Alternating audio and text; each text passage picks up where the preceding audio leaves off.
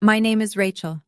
I am 33 years old, and my mother tried to send me to a federal penitentiary on Christmas morning simply because I refused to be my sister's unpaid nanny. It sounds like the plot of an absurd thriller, but when the police are violently pounding on your apartment door at 6 in the morning while your mother performs a weeping theatrical monologue in the hallway, the reality is anything but entertaining. The nightmare actually began the night before at my parents' house for Christmas dinner. The dining room was suffocating. The table was set with my mother Brenda's finest china, the kind she only brings out to maintain the illusion that we are a family of immense wealth and perfect pedigree. My younger sister Amber sat across from me, a smug smile plastered on her face as she clinked her crystal glass with a silver spoon. She announced that she was pregnant with her fourth child. My mother clapped her hands together, cheering that this was everything she ever wanted. My brother-in-law, Jamal, who always carried himself with an unearned arrogance, simply leaned back in his chair, swirling a glass of expensive bourbon that my father had definitely paid for. Then the room went quiet. My father, Richard, looked directly across the table and pointed his heavy silver fork at me. He did not ask a question. He issued a command. He told me that Amber and Jamal were going to need significant help with 4 children. He stated that I would be packing up my apartment and moving into their spare bedroom by New Year's Eve. He actually looked me in the eye and said that since I had absolutely nothing going on in my life, it was time I finally contributed to this family instead of just typing at a computer all day. Amber laughed lightly, agreeing that I could finally be useful. I did not argue. I did not scream or throw my napkin on the floor. I simply stood up, pushed my chair and walked to the hallway, put on my winter coat, and walked out of their front door into the freezing December air without uttering a single word. I drove home, poured myself a glass of wine, and went to sleep, assuming that would be the end of their delusional demands. I was wrong. At exactly 6 in the morning, my front door shook from aggressive heavy knocking. I pulled on a robe, confused and disoriented, and opened the door to find 2 uniformed police officers standing in my hallway. Standing right behind them was my mother Brenda. She was clutching a tissue, her face perfectly flushed, performing the role of a devastated victim. She pointed a shaking finger at me and told the officers that I had stolen her $50,000 diamond heirloom necklace before I stormed out of the Christmas dinner. The officers looked at me with cold authority and demanded to search my apartment, stating that my mother had officially pressed charges for grand larceny. Before I continue this story, let me know where you are watching from in the comments below. Hit the like button and subscribe if you have ever had your own blood try to destroy your life just to get their way. You are going to love how I use their own dirty tactics to put them behind bars. I did not panic. In my daily life, I deal with corporate fraud, hidden assets, and high-pressure federal audits. I am a director of forensic accounting at one of the largest financial firms in the country, a fact my family conveniently ignores because they prefer to view me as a low-level clerk. I simply asked the officers to step inside the entryway and wait one moment. I walked over to my kitchen island, picked up my tablet, and opened my home security application. I handed the tablet to the older officer. I showed him the crisp, high-definition footage from my hallway camera, stamped with the exact time I arrived home the night before. The video clearly showed me unlocking my door, taking off my coat, and emptying my pockets onto the console table. My hands were completely empty. There was no necklace. Brenda shrieked, insisting that the footage was fake and demanding that they arrest me immediately. I simply smiled, swiped the screen on my tablet, and opened my text messages. I handed it back to the officer. I asked him to read the message my mother had sent me at 2 in the morning. The officer read the text aloud. "Come back and agree to help Amber with the kids, or I am calling the cops and telling them you stole the grandmother's diamonds. Your choice, Rachel." The atmosphere in the room shifted instantly. The officers turned slowly to look at my mother. The younger officer stepped toward her, his voice low and furious, informing her that filing a false police report and attempting to extort a family member were severe criminal offenses. Brenda's mask of the weeping victim shattered, her face twisted into a mask of pure vicious rage. She started screaming at the top of her lungs, shouting that I was a worthless, selfish daughter who owed this family everything and that I was hoarding my money while my sister struggled. The officers did not care about her family grievances. They grabbed her by the arms and physically escorted her out of my apartment building, warning her that if she ever pulled a stunt like this again, she would be leaving in handcuffs. I closed my door and locked the deadbolt. I walked into my kitchen and turned on the coffee maker. As the dark liquid dripped into my mug, my cell phone began to vibrate violently on the counter. It was a barrage of incoming calls and unhinged voicemails from my father and Jamal, threatening to come to my office and ruin my career if I did not drop the attitude and obey them. I took a slow sip of my coffee. They thought they were dealing with a weak, easily manipulated scapegoat. They had no idea they had just declared war on a woman who dismantles empires for a living. I finished my coffee in the quiet solitude of my kitchen, while my phone continued to buzz relentlessly against the marble countertop. My father Richard and my brother-in-law Jamal were taking turns leaving increasingly aggressive voice messages. Jamal sounded particularly unhinged, his voice echoing with that manufactured bravado he always used to intimidate people. He claimed I had stolen Amber's college fund, and that they were coming to my workplace to expose me to my boss. I listened to the recordings while securing my pearl earrings and slipping into my tailored charcoal suit. Jamal actually believed I was a data entry assistant on the third floor of some generic office building. He thought a public tantrum would cost me a minimum wage job and force me back to their house on my knees. I grabbed my briefcase and headed to the underground garage. I drove my luxury sedan through the morning traffic, feeling a profound sense of calm. For 33 years, I had kept my professional life entirely separate from my family. I never bragged about my promotions or my salary because any sign of financial success would have made me a target for their endless financial demands. They assumed my silence meant failure. Today, that assumption was going to backfire spectacularly. I arrived at the towering glass and steel skyscraper in the financial district that housed my firm. I swiped my executive badge, took the private elevator to the top floor, and settled into my corner office overlooking the city. I had a team of junior accountants waiting for my approval on a massive corporate audit, but I knew my morning was about to be interrupted. At exactly 9:15, my desk phone chimed. It was the head receptionist down in the main lobby. Her voice was tight with professional concern. She informed me that 3 individuals claiming to be my family were causing a massive disturbance by the security turnstiles. She said a young African-American man was shouting at the top of his lungs, claiming I had embezzled $200,000 from his pregnant wife. My father was backing him up, demanding to speak to my immediate supervisor. The receptionist asked if she should call the city police to remove them from the premises. I told her not to involve the police just yet. I instructed her to call executive security and tell them to meet me in the main lobby. I stepped out of my office, walking past rows of glass conference rooms where my colleagues were conducting morning meetings. I took the private executive elevator down to the ground floor. When the polished metal doors slid open, the noise hit me immediately. Jamal was pacing aggressively in front of the expansive marble reception desk, waving his arms and pointing his finger at the terrified receptionist. He was wearing a flashy designer suit that I knew he could not afford, trying desperately to project the image of a wealthy, successful investor. Amber stood right behind him, clutching her expensive handbag against her chest, trying to look like a fragile victim, while my father banged his fist on the counter, demanding to see the floor manager. Jamal turned around and saw me stepping out of the elevator. A triumphant, nasty smirk spread across his face. He actually clapped his hands together, walking toward me with an arrogant strut.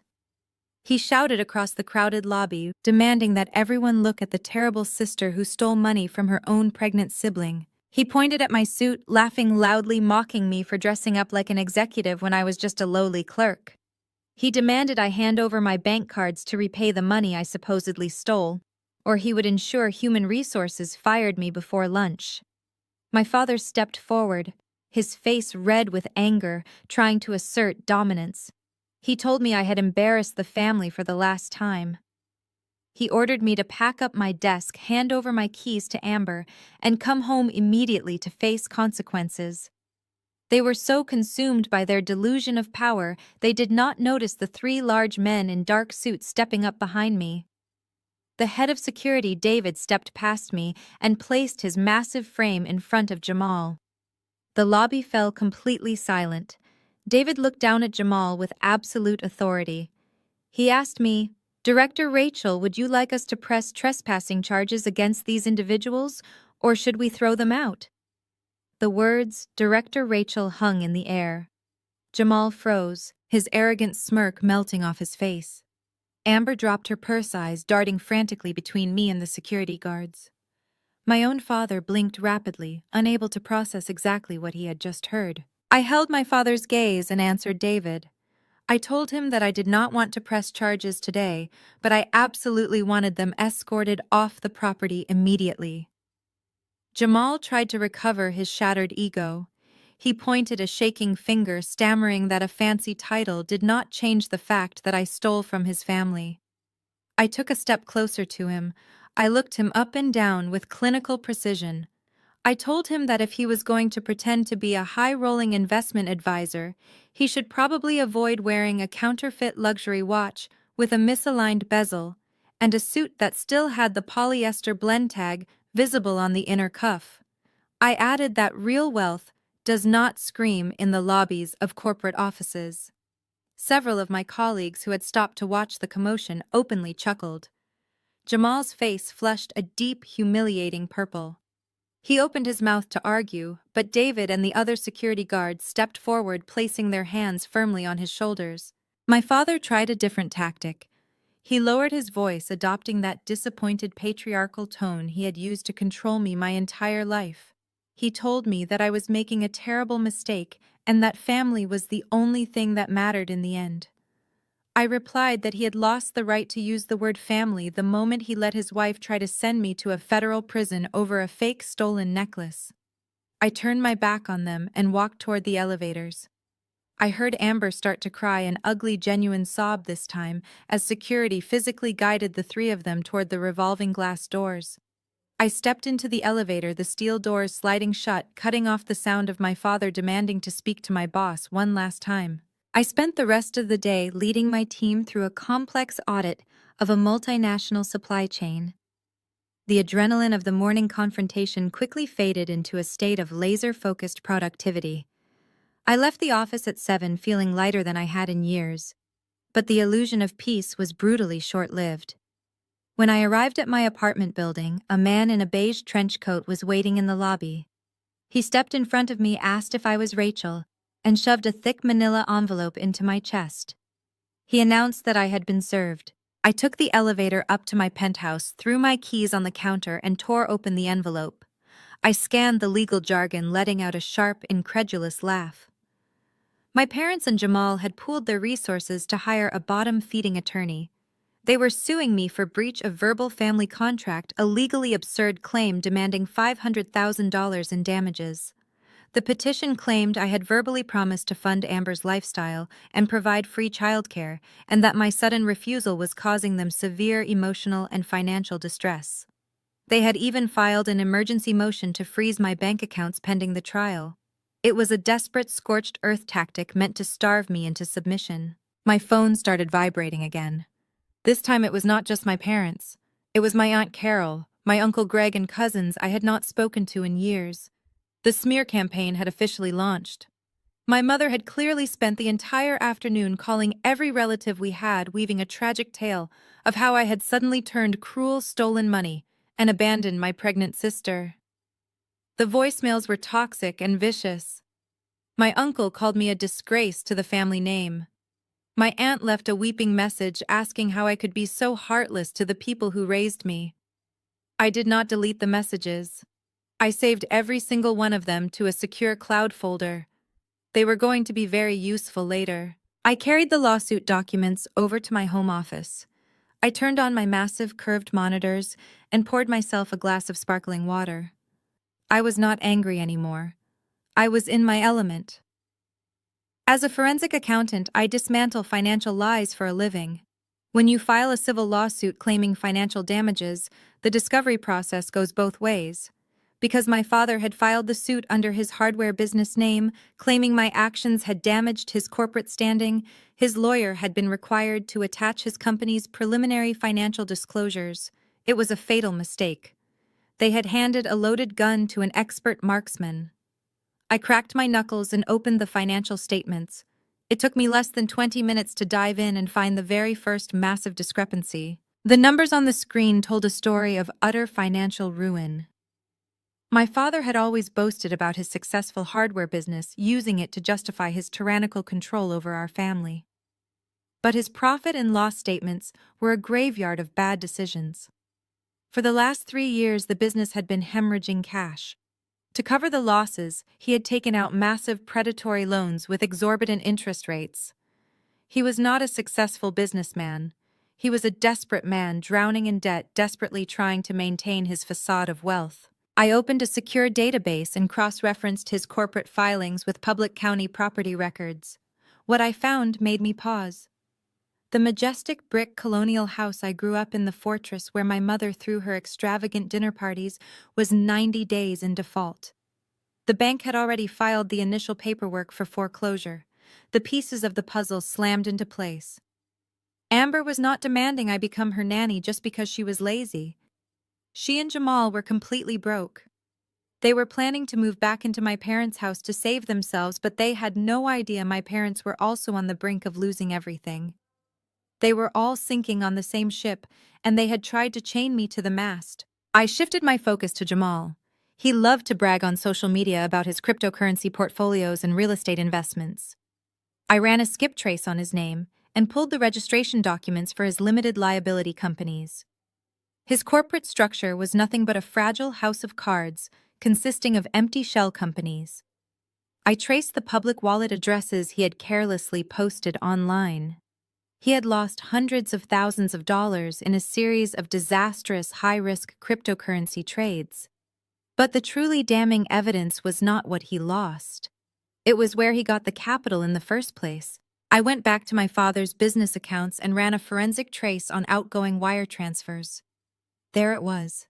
Over the span of 18 months, my father had authorized a series of large, unexplained transfers to an obscure vendor account. I tracked the routing numbers. The vendor account belonged to Jamal. My brother-in-law had not just made bad investments. He had embezzled $300,000 from my father's failing business under the guise of corporate consulting fees. Jamal had stolen the last of my parents' money, and they were too financially illiterate to realize he was the one who pushed them into bankruptcy. But Jamal had not lost all of it in the crypto market. There was a remaining $50,000 that had been funneled into a separate private account. I subpoenaed the transaction history using an expedited legal request through my firm's investigative division. The money was paying for a luxury high-rise apartment lease downtown. I pulled the lease agreement. It was signed by Jamal, but the registered occupant was a 22-year-old fitness influencer.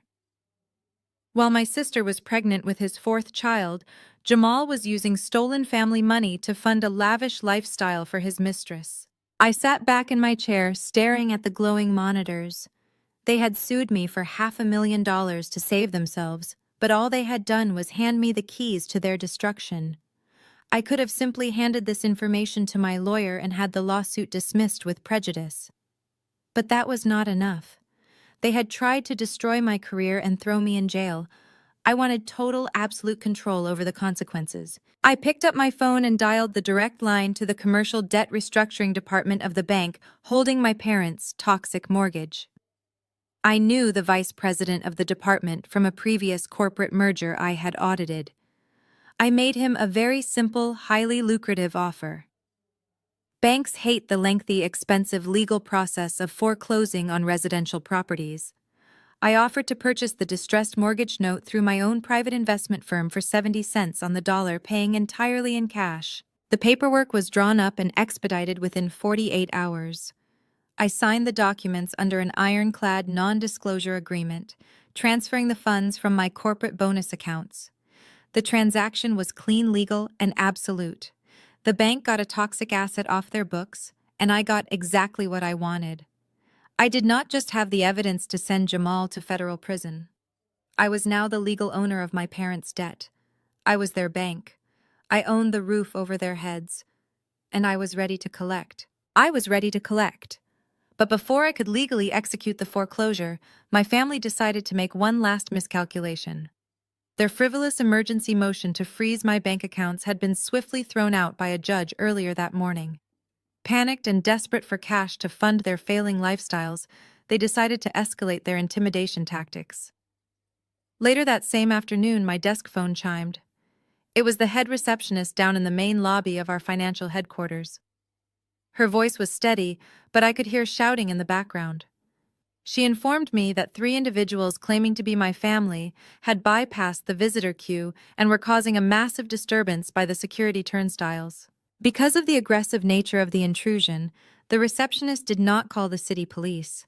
She followed the protocol for high-risk corporate threats and called executive security. I instructed her to keep them contained near the front desk and told her I would be right down. I stepped out of my corner office, adjusted the cuffs of my tailored charcoal suit, and took the private executive elevator down to the ground floor. When the polished metal doors slid open, the sheer volume of their entitlement echoed through the expansive marble lobby. Jamal was pacing aggressively, waving his arms and pointing his finger at the terrified reception staff. Amber stood right behind him, clutching her expensive handbag, while my father Richard banged his fist on the polished granite counter, demanding to see the floor manager immediately. Jamal turned around and saw me stepping out of the elevator. A triumphant, nasty smirk spread across his face. He strutted toward me like he owned the entire building. He shouted across the crowded lobby, demanding that everyone look at the terrible sister who was hiding from her own family while stealing from her pregnant sibling. He stopped a few feet away, looking me up and down, and began laughing loudly. He mocked my tailored suit, telling me I looked absolutely ridiculous playing dress-up. He insisted that an entry-level data clerk had no business wearing designer clothing while her family was struggling. He stepped right into my personal space, holding out his hand, and loudly ordered me to hand over my bank cards. He threatened that if I did not comply, he would personally drag my manager out of his office and ensure I was fired before the end of the workday. My father stepped forward, next his face red with unearned righteous anger, backing up Jamal. He told me I had embarrassed the family name for the last time and ordered me to pack up my desk immediately. They were so consumed by their own delusion of power that they did not notice the 3 large men in dark suits stepping up silently behind me. David, the head of executive security, placed his massive frame firmly between Jamal and me. The lobby fell completely silent. Dozens of my corporate colleagues had stopped to watch the spectacle. David looked down at Jamal with absolute, unwavering authority. He turned to me, his voice carrying clearly across the marble floor. "Director Rachel," he asked respectfully, "would you like us to press criminal trespassing charges against these individuals? Or should we simply have them physically removed from the premises?" The words Director Rachel hung in the air like a physical blow. Jamal froze instantly. His arrogant smirk melted off his face, replaced by a look of sheer, unadulterated shock. Amber dropped her purse on the floor, her eyes darting frantically between my tailored suit, the heavily armed security guards, and the private executive elevator I had just exited. My father blinked rapidly, completely unable to process exactly what he had just heard. The realization hit them all at once like a freight train. I was not a data entry assistant. I was not a low-level clerk fetching coffee for middle management. I was a forensic accounting director at one of the most powerful financial firms in the country. The sister they had spent years treating like an incompetent servant was an executive who wielded more financial power and influence than they had ever seen. I looked Jamal dead in the eye and broke the silence. I told him that his counterfeit luxury watch and cheap polyester suit were a far greater offense to this corporate lobby than his screaming. I turned to my father and informed him that attempting to extort a corporate director in the middle of a Fortune 500 firm was a fantastic way to end up facing federal extortion charges. I turned to David and calmly requested that he escort them out of the building. I added that if they ever stepped foot on the property again, he had my full authorization to have them arrested on sight. As security grabbed Jamal by the arms and physically marched him toward the revolving glass doors, I saw the absolute terror finally register in my father's eyes. As security grabbed Jamal by the arms and physically marched him toward the revolving glass doors, I saw the absolute terror finally register in my father's eyes. He stumbled backward, his carefully constructed patriarchal facade completely shattered in front of dozens of my corporate colleagues. Jamal tried to dig his expensive leather shoes into the polished marble floor, shouting empty threats about lawsuits and exposing my supposed crimes to the media. Amber was openly sobbing now, her mascara running down her flushed cheeks as she desperately tried to pull her designer handbag out of the security guard's firm grip. She wailed something about family loyalty and abandoning her unborn nephew, but the thick glass doors sealed shut behind them, cutting off her shrill voice entirely. The lobby was vibrating with stunned silence. Several partners had stopped on their way to the elevators, witnessing the entire unhinged spectacle. I turned around, smoothed my tailored charcoal jacket, and offered an apologetic nod to my colleagues. I assured them the unauthorized individuals had been permanently barred. The head of executive security, David, stepped back inside and handed me an incident report tablet. He asked if I needed a security escort to my vehicle later. I signed the screen, thanked him for his rapid professional response, and told him that would not be necessary. These people were cowards who relied on loud intimidation tactics. Now that their primary weapon was neutralized, they would retreat to figure out a new angle of attack. I stepped back into the elevator and rode up to my corner office. I spent the entire remainder of the long afternoon finalizing a highly complex commercial audit, projecting absolute composure to my team. But beneath my calm exterior, my mind was racing. I knew my family perfectly. I knew the predictable psychology of narcissistic abusers. When you publicly humiliate them and strip away their power, they do not apologize for their terrible behavior. They escalate drastically. My father and Jamal had just suffered the ultimate narcissistic injury in a room full of powerful executives. They would not take this humiliating defeat lying down. They were going to try to burn my entire life to the ground. I finally left the corporate building precisely at 6 o'clock in the evening. The crisp winter air felt refreshing as I walked to my reserved parking spot. I drove back to my penthouse apartment, the bright city lights reflecting off my windshield. I changed into comfortable lounge clothes, poured a glass of Cabernet, and booted up my home office computer to review the final transfer documents for my parents' distressed mortgage note. I was the legal owner of their debt now, but I wanted to make sure every clause was airtight before I initiated the formal foreclosure process. At exactly 8:15, a sharp knock echoed through my quiet apartment. I set down my wine glass and glanced at the wall-mounted security monitor. A man in a beige trench coat was standing in my hallway holding a thick manila envelope. I unlocked the heavy deadbolt and pulled the door open a few inches. The man did not smile. He simply looked at a clipboard and asked if I was Rachel. The moment I confirmed my identity, he shoved the envelope against my chest, stated loudly that I had been formally served, and turned on his heel, walking rapidly back toward the elevator without another word. I locked the door securely and carried the heavy manila envelope over to my kitchen island. I tore open the tight seal and pulled out a massive stack of legal documents filed in the county civil court. My father and Jamal had pooled their dwindling resources to hire a sleazy attorney known for frivolous litigation. I scanned the first page carefully and let out a very sharp, genuinely amused laugh. They were officially suing me for breach of verbal family contract. It was an entirely legally absurd and completely fabricated claim. The petition stated I made binding verbal promises to fund Amber's lifestyle, provide free childcare, and invest in Jamal's fraudulent business ventures. They claimed my refusal to honor these imaginary agreements was causing them severe financial ruin. It was a desperate tactic meant to try to force me to settle. They wanted to paralyze my life. They had absolutely no idea they had just handed me the legal authority to financially annihilate them in open court. By filing this ridiculous lawsuit, my father opened the door to the legal discovery process. That meant I now had the right to subpoena every single one of his business bank statements, tax returns, and private emails. They thought they were building a cage to trap me, but instead they handed me the master key to their darkest financial secrets.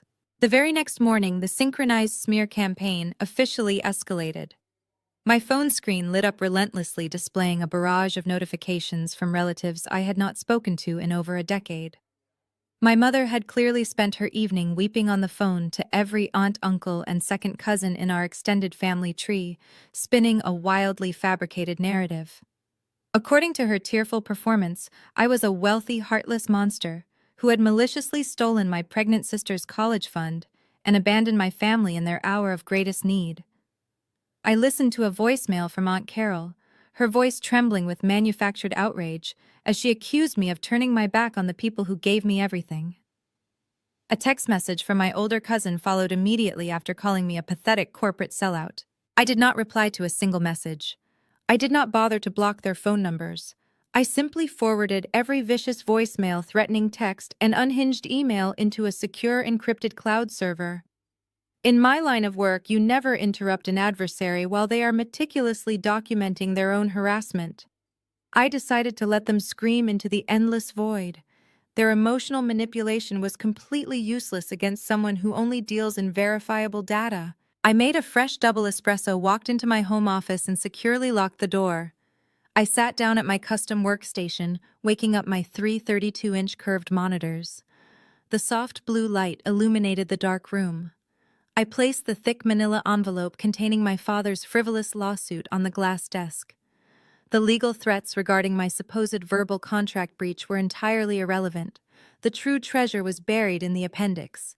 Because my father claimed my actions directly caused severe financial damages to his enterprise, his incompetent lawyer was legally obligated to attach the company's preliminary financial disclosures to justify the $500,000 demand. They had voluntarily handed a senior forensic accountant the complete, unredacted financial records of their private business. It was an act of staggering arrogance and profound stupidity. I slid the documents through my high-speed desktop scanner, digitizing all 500 pages into a secure optical character recognition database. Within minutes, the raw data populated across my screens in a series of highly detailed spreadsheets. I cracked my knuckles, took a sip of espresso, and began the counter-investigation. To the untrained eye, a profit and loss statement is just a boring collection of revenues and expenses. To a forensic auditor, it is a living, breathing confession. Numbers do not possess the capacity to lie, but the people who enter them leave unmistakable fingerprints when they try to hide the truth. I started with the balance sheets from the past 36 months. My father always projected the image of a titan of local industry bragging at Thanksgiving about massive profit margins. But the moment I ran a basic liquidity ratio analysis, that facade instantly crumbled.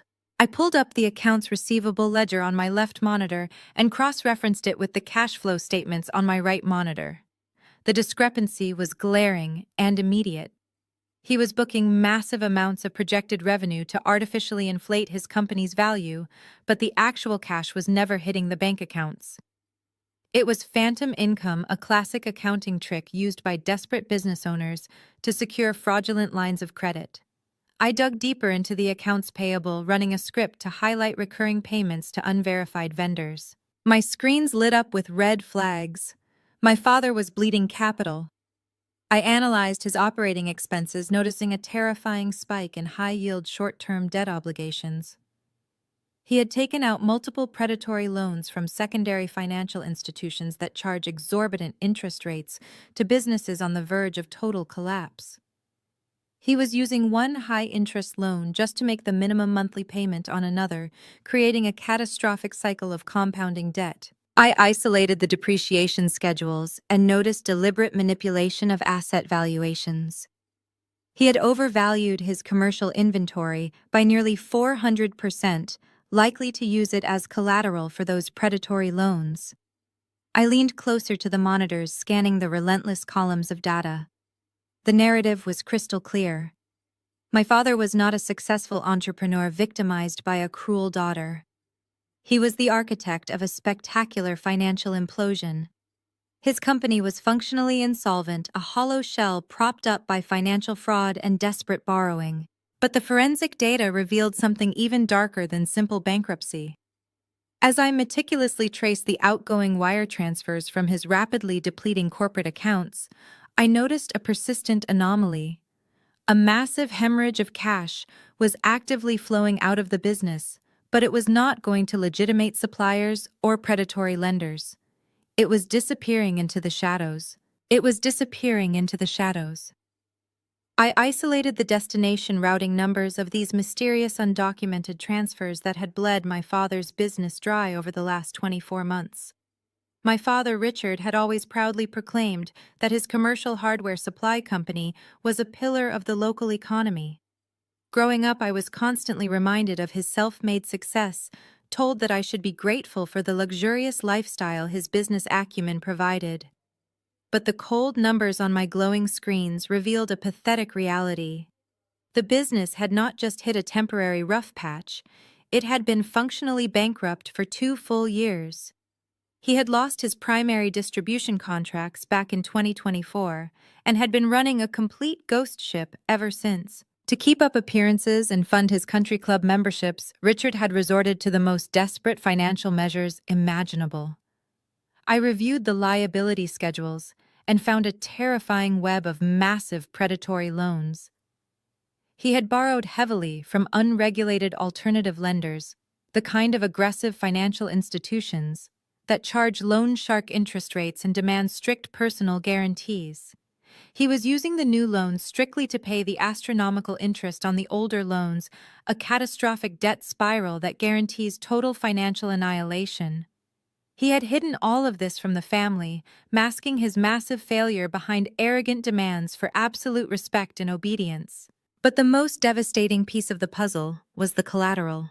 Predatory lenders do not hand out hundreds of thousands of dollars to a failing business without securing a hard physical asset. I minimized the corporate accounting software and opened a secure portal to the state county clerk's public property database. I typed in the address of my parents' sprawling $1.2 million brick colonial estate. This was the house where they threw their lavish Christmas parties, the house my mother Brenda used as a weapon to prove her social superiority. The search results populated instantly, and the legal status of the property flashed across the screen in bright red text. Notice of default. My heart pounded with a mix of shock and cold, hard vindication. The estate was exactly 90 days in arrears. My father had leveraged the family home to the maximum to secure his toxic business loans, and he had completely stopped making the mortgage payments 3 months ago. The bank was actively initiating formal foreclosure proceedings. They were mere weeks away from having their grand front door padlocked and their expensive belongings thrown onto the front lawn. Suddenly, the absurd demand for me to become a full-time unpaid nanny made perfect, terrifying sense. Amber had announced her 4th pregnancy at Christmas dinner, acting like the radiant matriarch of a wealthy family. Jamal had sat there swirling expensive bourbon, pretending to be a high-rolling investor. But they were just as broke as my parents. I ran a quick background check on Jamal and Amber's current residential address. Their luxury apartment landlord had filed legal eviction papers against them 2 weeks prior for severe non-payment of rent. They were not asking me to move in to help them out of sisterly convenience. Amber and Jamal were being legally evicted and were planning to move back into my parents' house to save themselves from homelessness. But they had absolutely no idea that my parents were also completely bankrupt and on the verge of losing that very same house. It was a spectacular collision of delusions. All 4 of them were sinking on the exact same ship, desperately trying to maintain their fake wealthy images, while the freezing water rushed in. And I was their only life raft. They needed me to move in, not just to act as a free nanny, but to quietly take over the grocery bills, the utility payments, and eventually the massive mortgage. They fully intended to bleed my corporate salary dry, to subsidize their massive financial failures, all while continuing to treat me like a worthless, obedient servant. I sat back in my ergonomic chair, the blue light of the monitors reflecting off my face. They had orchestrated a false police report on Christmas morning, publicly humiliated me in my corporate lobby, and sued me for $500,000 because I escaped their trap. They assumed I would be so terrified of the lawsuit and the smear campaign that I would surrender my independence and hand over my bank accounts. They had severely underestimated who they were dealing with. They thought they were suing a frightened, entirely submissive younger sister. Instead, they had just handed their entire financial playbook to a senior forensic auditor who held the power to destroy them. The legal discovery process had given me everything I needed to execute a flawless checkmate. I did not just stop at my father's corporate ruin. To execute a flawless checkmate, I needed to understand exactly how the stolen $300,000 had been squandered. I shifted my focus entirely to my brother-in-law. Jamal had always been the loudest person in the room, constantly boasting about his financial acumen at every family gathering. If you looked at his public social media profiles, you would think he was a Wall Street prodigy. He referred to himself as an elite investment advisor and a digital asset wealth manager. His feed was a relentless parade of leased luxury cars, expensive steakhouse dinners, and motivational quotes about grinding for success. He had even linked a professional-looking website in his bio, funneling his gullible followers to a supposedly exclusive investment group that promised massive monthly returns. It was a perfectly curated digital illusion designed to mask a pathetic reality. I opened a new set of forensic tracing tools and pulled the registration data for the limited liability companies listed on his website. When you know where to look, piercing the corporate veil of an amateur fraudster is remarkably easy. Jamal had registered 3 different corporate entities in the state of Delaware, a classic move for individuals trying to hide their ownership structure from public scrutiny. But he was incredibly lazy and sloppy. He used the exact same registered agent for all 3 shell companies and linked them back to a single virtual mailbox address in a cheap suburban strip mall. I accessed the state tax franchise board records and pulled the annual filings for each business. None of these companies produced any legitimate consumer products, managed any real physical assets, or offered genuine services to the public. They were entirely empty vessels, created solely to receive the funds he was systematically siphoning from my father's failing hardware business. With the corporate structure completely mapped out, I needed to find where the cash went after it hit those shell accounts. Jamal claimed to be a genius day trader, so I looked for digital exchange accounts.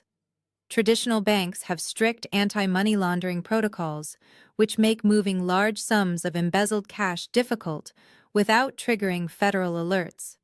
So Jamal did what most amateur scammers do when they need to launder funds. He moved the money into unregulated cryptocurrency exchanges. Using the wire transfer receipts from my father's profit and loss statements, I identified the exact dates and amounts of the cash outflows. I then ran a cross-network analysis on major blockchain ledgers, searching for corresponding deposit patterns. Because Jamal was arrogant enough to post screenshots of his supposedly successful trades on Instagram to impress his followers, he accidentally revealed fragments of his public wallet addresses. I ran a decryption script to rebuild the missing alphanumeric characters and finally found his primary digital vault. The transaction history of his crypto wallet was a masterclass in financial incompetence. Jamal was not a sophisticated investor managing risk.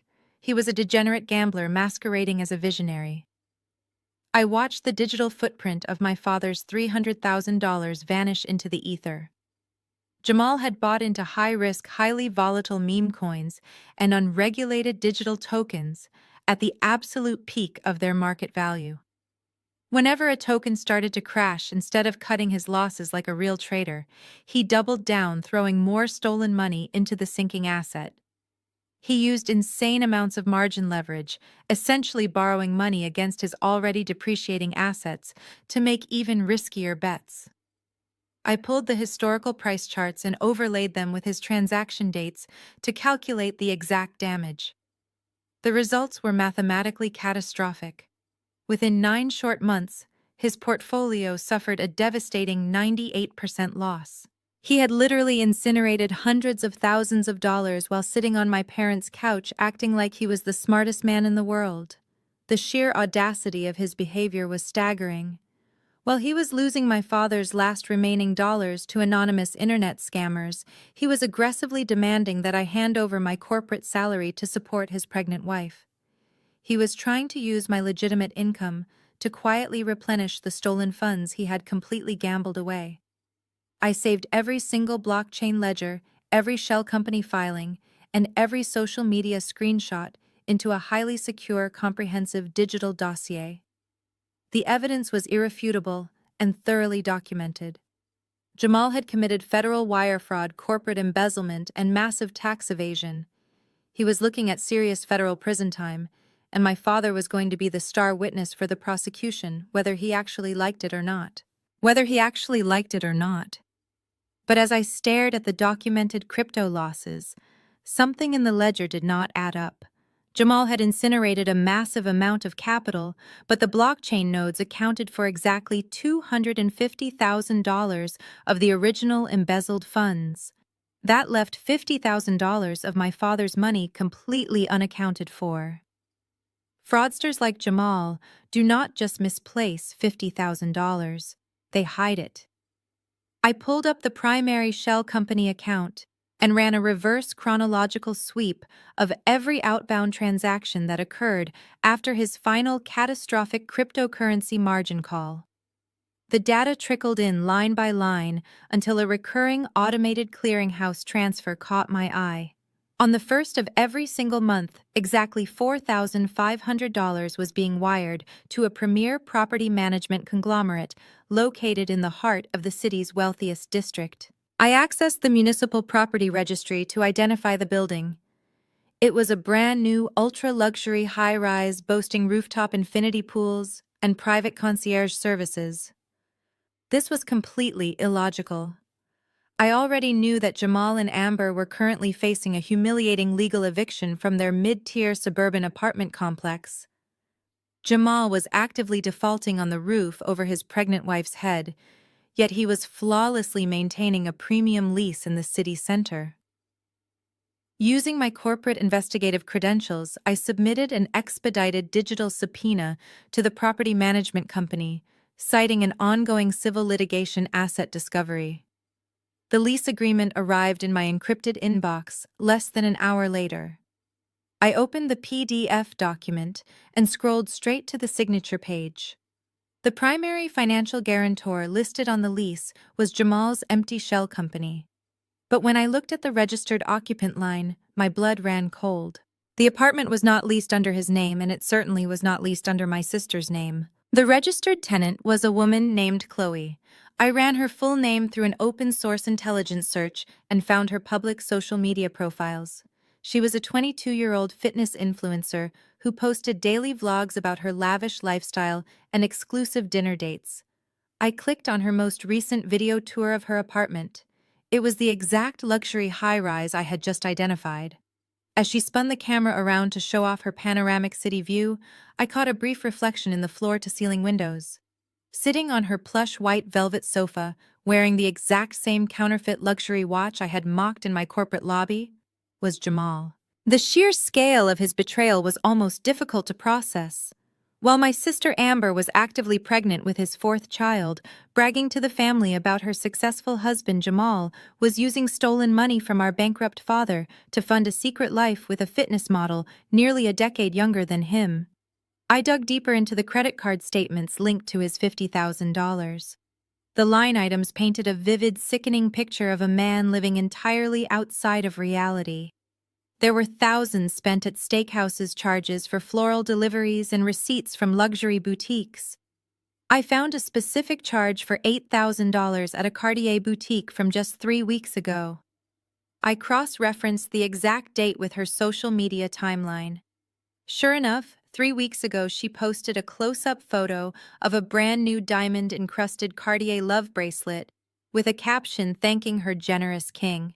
I sat back in my chair, the glow of the monitors casting shadows across my home office. My family dragged me into this war because they thought I was weak. They filed a frivolous lawsuit against me, claiming my refusal to be a nanny was destroying their lives. They launched a vicious smear campaign, turning relatives against me, all while demanding my salary to support them. Yet their golden son-in-law was the architect of their destruction. My father was bankrupt because Jamal robbed him blind. Amber faced homelessness because Jamal spent rent on a mistress. They were oblivious to the rot destroying their lives from the inside, preferring to blame the one person who had actually worked hard to build a real life. I saved the lease agreement, the credit card statements, the Cartier receipt, and the screenshots of her videos into the final section of my dossier. The trap was now fully armed and heavily loaded. I did not just have enough evidence to win the civil lawsuit and get their ridiculous case thrown out of court. I had the undeniable ammunition required to completely obliterate their pathetic, fraudulent reality. They had set the stage for this massive confrontation, but I was going to write the final act.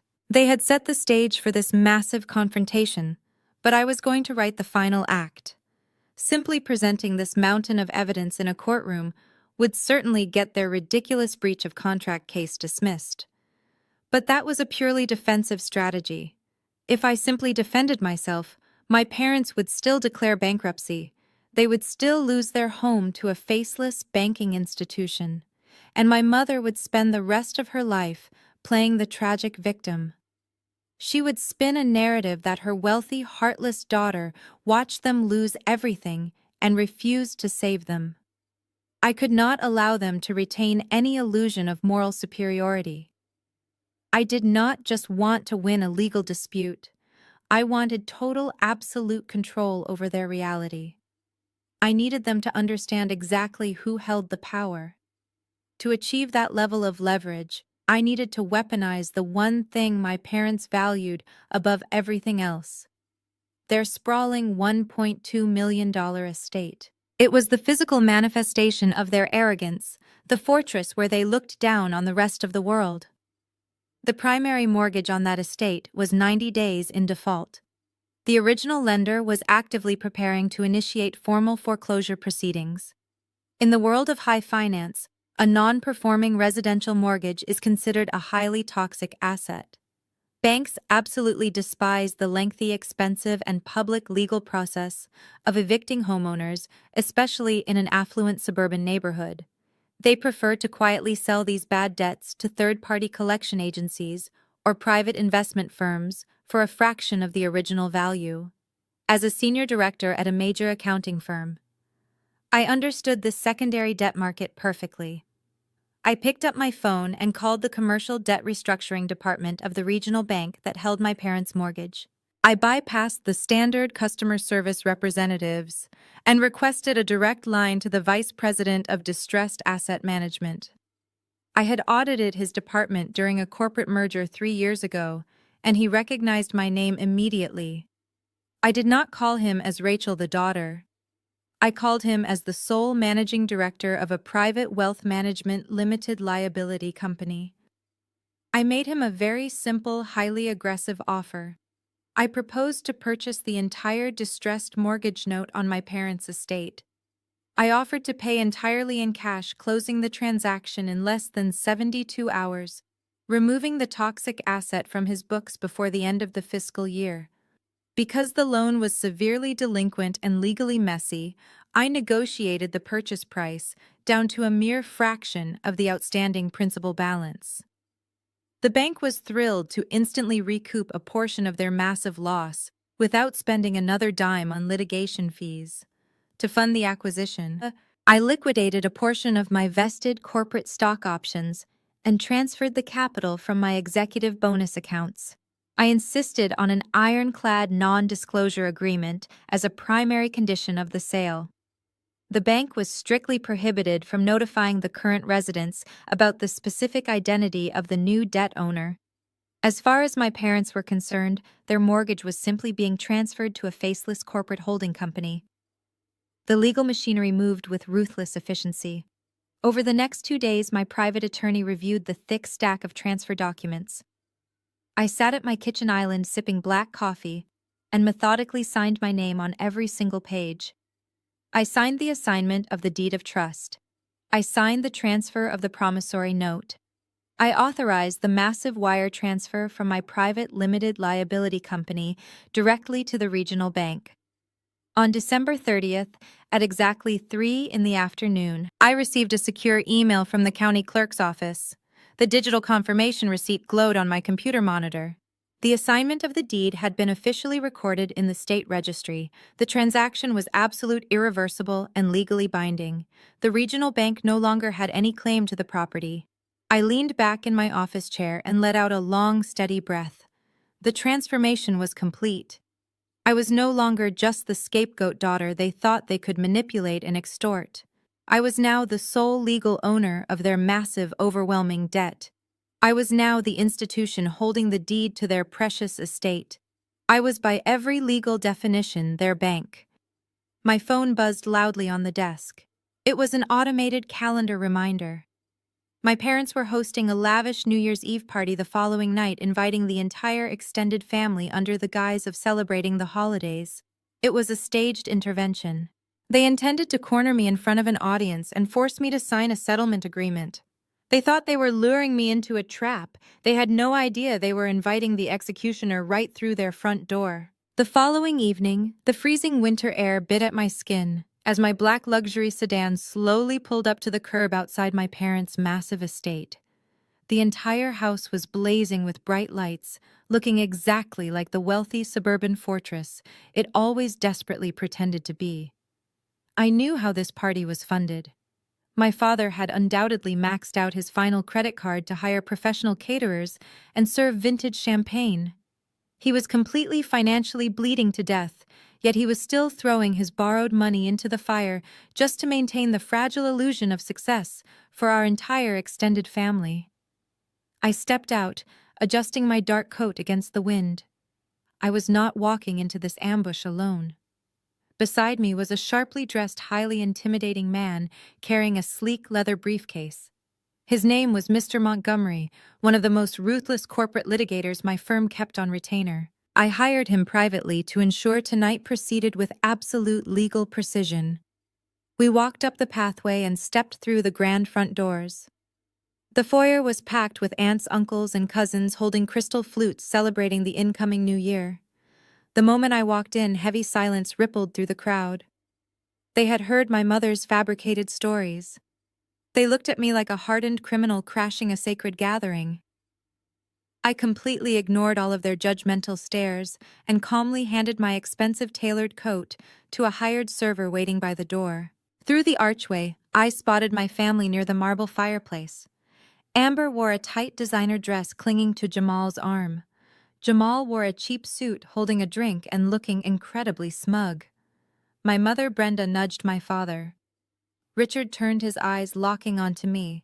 A sickeningly triumphant smile spread across his face. He thought my arrival meant I had broken under the pressure. He arrogantly assumed I was there to unconditionally surrender completely, ignoring the imposing, deeply serious lawyer standing quietly by my side in the room. Richard raised his glass and loudly clinked it with a silver spoon. The sharp ringing cut through the chatter. He signaled the DJ to kill the music. The heavy bass track died instantly, leaving a painfully uncomfortable silence echoing across the massive ground floor. Richard gestured toward the sunken living room, an area separated from the main dining hall. He spoke with a booming theatrical voice, telling everyone the family needed a private moment to resolve a painful misunderstanding, but ensuring his voice was loud enough for every relative to hear. It was a calculated move. He wanted an audience. He wanted the entire family to witness my humiliation. I gestured for Mr. Montgomery to follow me down the 2 short steps into the living room. My father, Mother Amber, and Jamal immediately closed in around us, forming a physical barricade. From the shadows, a 5th person stepped forward. He was a short, sweaty man, wearing an ill-fitting gray suit and carrying a cheap plastic clipboard. This was their attorney. My father introduced him as Mr. Caldwell, proudly stating he was a senior partner at a local law firm. Mr. Caldwell puffed out his chest and gave me an amateurish glare, completely unaware that the man standing next to me billed more in a single hour than his entire firm made in a month. Brenda stepped forward, pressing a tissue to her dry eyes, loudly proclaiming this was an intervention. She said they loved me too much to watch me destroy myself with greed. Jamal crossed his arms, telling me this was my absolute last chance to do the right thing before they ruined me in court. Mr. Caldwell pulled a thick document from his clipboard and slapped it onto the glass coffee table. He cleared his throat and addressed me with a patronizing tone. He explained my family was willing to drop the $500,000 breach of contract lawsuit immediately provided I sign this legally binding settlement. The terms of their generous settlement were pure extortion. They demanded I sign over 50% of my corporate salary via direct deposit to Amber and Jamal's bank account for the next 5 years. Furthermore, I would be legally obligated to cover my parents' remaining mortgage payments and provide free weekend childcare. Mr. Caldwell handed me a cheap plastic pen, tapping the signature line on the document.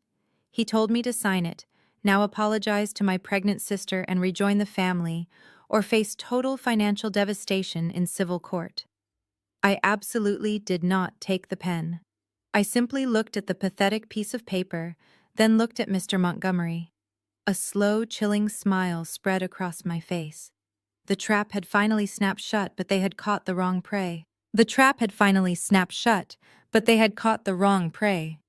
I did not show a single ounce of intimidation. I took a deliberate step back and allowed Mr. Montgomery to step fully into the light of the chandelier. He unbuttoned his suit jacket with terrifyingly calm precision, set his sleek leather briefcase on the glass coffee table right next to their ridiculous settlement offer, and snapped the brass locks open. The sharp click echoed in the quiet living room. Mr. Caldwell puffed out his chest again, pointing a sweaty finger at my attorney. He demanded to know who this man was, and warned me that bringing outside counsel to a private family mediation would only guarantee a maximum penalty when we went before the judge. Mr. Montgomery did not look at him at first. He extracted a thick stack of documents from his briefcase.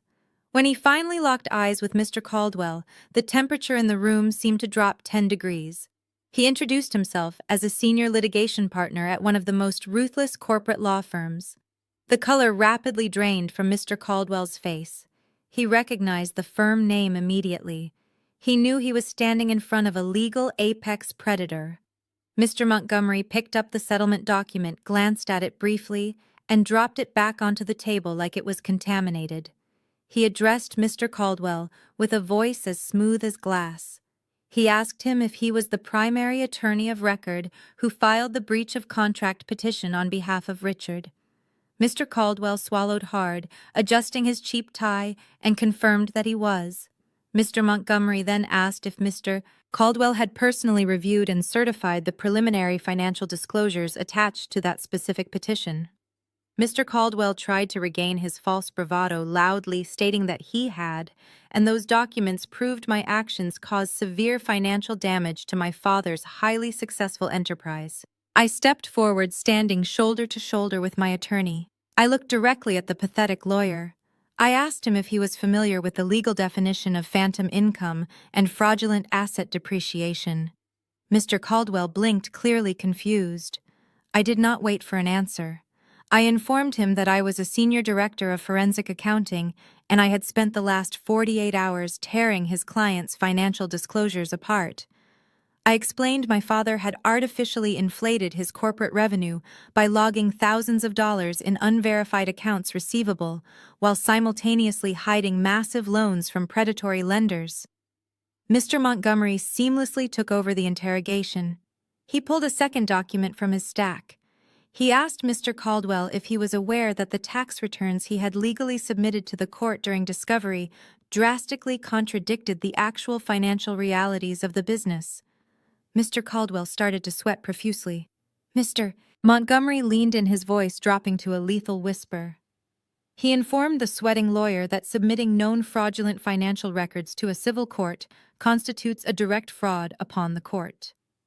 He asked Mr. Caldwell if he was prepared to be named as an active accessory to federal perjury and ready to face an immediate emergency review by the State Bar Association regarding his license to practice law. The silence in the room was absolute. Mr. Caldwell slowly looked at my father. Richard was completely frozen, his face a mask of pale panic. Mr. Caldwell asked my father, his voice cracking, if those financial records had been independently audited like Richard promised him. My father opened his mouth, stammering, unable to form a coherent sentence. That was all the confirmation the lawyer needed. Mr. Caldwell realized instantly that my father had lied to him and walked him straight into a massive career-ending trap. Survival instinct kicked in. Mr. Caldwell did not say another word to my family. He grabbed his plastic clipboard from the coffee table, snatched his ridiculous settlement offer, and shoved everything haphazardly into his briefcase. He turned on his heel, pushed past my mother, and literally ran toward the foyer.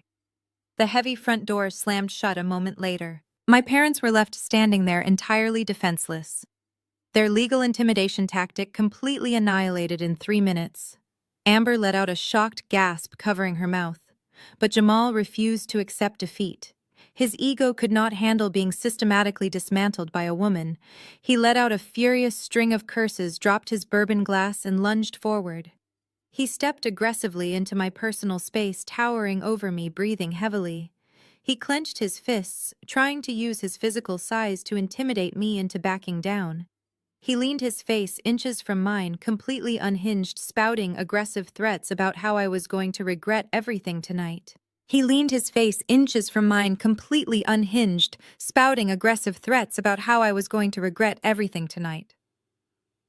I did not flinch. I simply looked at him with absolute disgust and told him to get out of my personal space before my attorney had him arrested for assault. Mr. Montgomery smoothly stepped forward, placing his hand firmly inside his tailored jacket, a silent but clear warning that he was fully prepared to escalate the situation physically. Jamal hesitated, his eyes darting between my unwavering stare and the imposing lawyer. The coward inside him won. He took a step back, muttering under his breath, trying to preserve whatever fragile scrap of dignity he thought he had left. With Jamal temporarily neutralized, I turned my attention back to my father.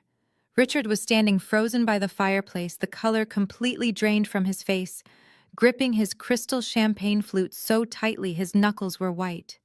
The entire room of extended family members, the aunts, uncles, and cousins, who had spent the last 48 hours leaving me vicious voicemails, were now dead silent. They were watching the grand patriarch of the family completely unravel before their very eyes. I reached into Mr. Montgomery's leather briefcase and pulled out the massive 500-page forensic dossier I had meticulously compiled. The binder was thick, heavy, and packed with irrefutable financial destruction.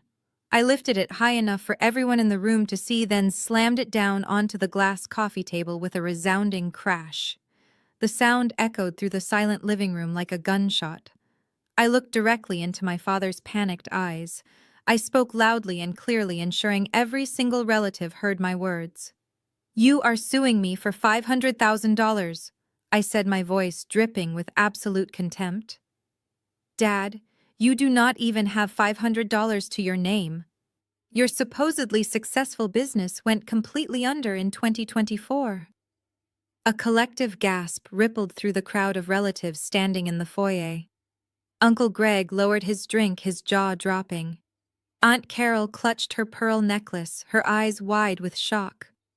For decades, Richard had been the golden goose of the extended family. In 2 sentences, I had publicly shattered the foundation of his entire existence. Brenda violently snapped out of her shocked stupor. She lunged forward, her face turning a blotchy, furious red. She pointed a shaking finger at me and started screaming at the top of her lungs. She called me a vicious, pathological liar.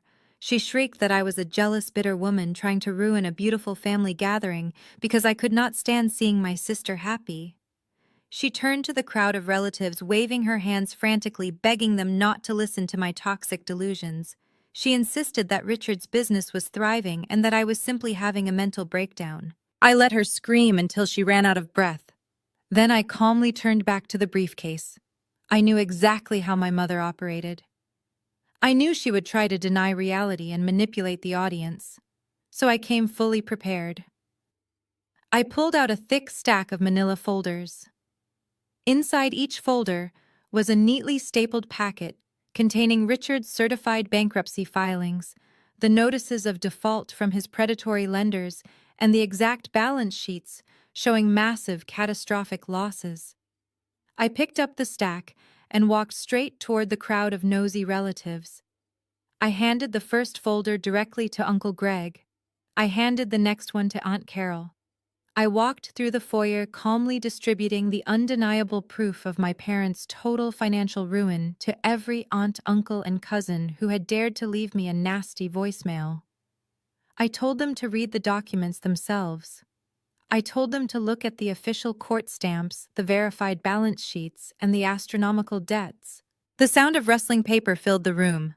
Uncle Greg adjusted his reading glasses, scanning the first page. His eyes widened in absolute horror. He looked up at my father, his voice barely a whisper, asking Richard if this was true. He asked how Richard could owe $2 million to unregulated loan sharks. Aunt Carol started crying, realizing she had lent my parents $10,000 just last month, under the guise of an inventory investment. The grand estate was nothing but a hollow shell. Brenda collapsed onto the sofa, sobbing hysterically into her hands. My father stood there thoroughly destroyed, staring blankly at the floor. But the execution was not over. I turned my attention toward my sister and her arrogant husband. It was time to deal with Jamal. I walked slowly across the living room carpet, stopping just a few feet away from where my sister stood, clutching his arm. Amber was staring at our father in disbelief, completely unaware that the financial hurricane was about to violently pivot directly toward her own marriage. I looked at her perfectly styled hair and her expensive designer maternity dress. I spoke clearly, addressing her directly. I told her that she was rushing to have a fourth child to lock down a man she believed was a financial genius. I told her that she thought she was securing her future, but her husband was the exact reason her future was completely collapsing. Jamal scoffed loudly, puffing out his chest again, but his eyes darting toward Mr. Montgomery betrayed his rising panic. He told Amber not to listen to me, claiming I was just jealous of their perfect family. I did not raise my voice. I simply reached back into the leather briefcase and extracted a bright red folder. I opened it and pulled out the high-resolution flowcharts I had custom designed to track his massive money laundering operation. I held the charts up for Amber and the rest of the silent room to see. I explained that while my father was desperately taking out predatory loans to keep his hardware business afloat, Jamal was systematically siphoning the last remaining drops of capital out of the corporate accounts. I pointed to the thick black lines connecting Richard's business routing numbers directly to Jamal's 3 empty shell companies registered in Delaware. Amber blinked rapidly, shaking her head, looking up at Jamal for reassurance.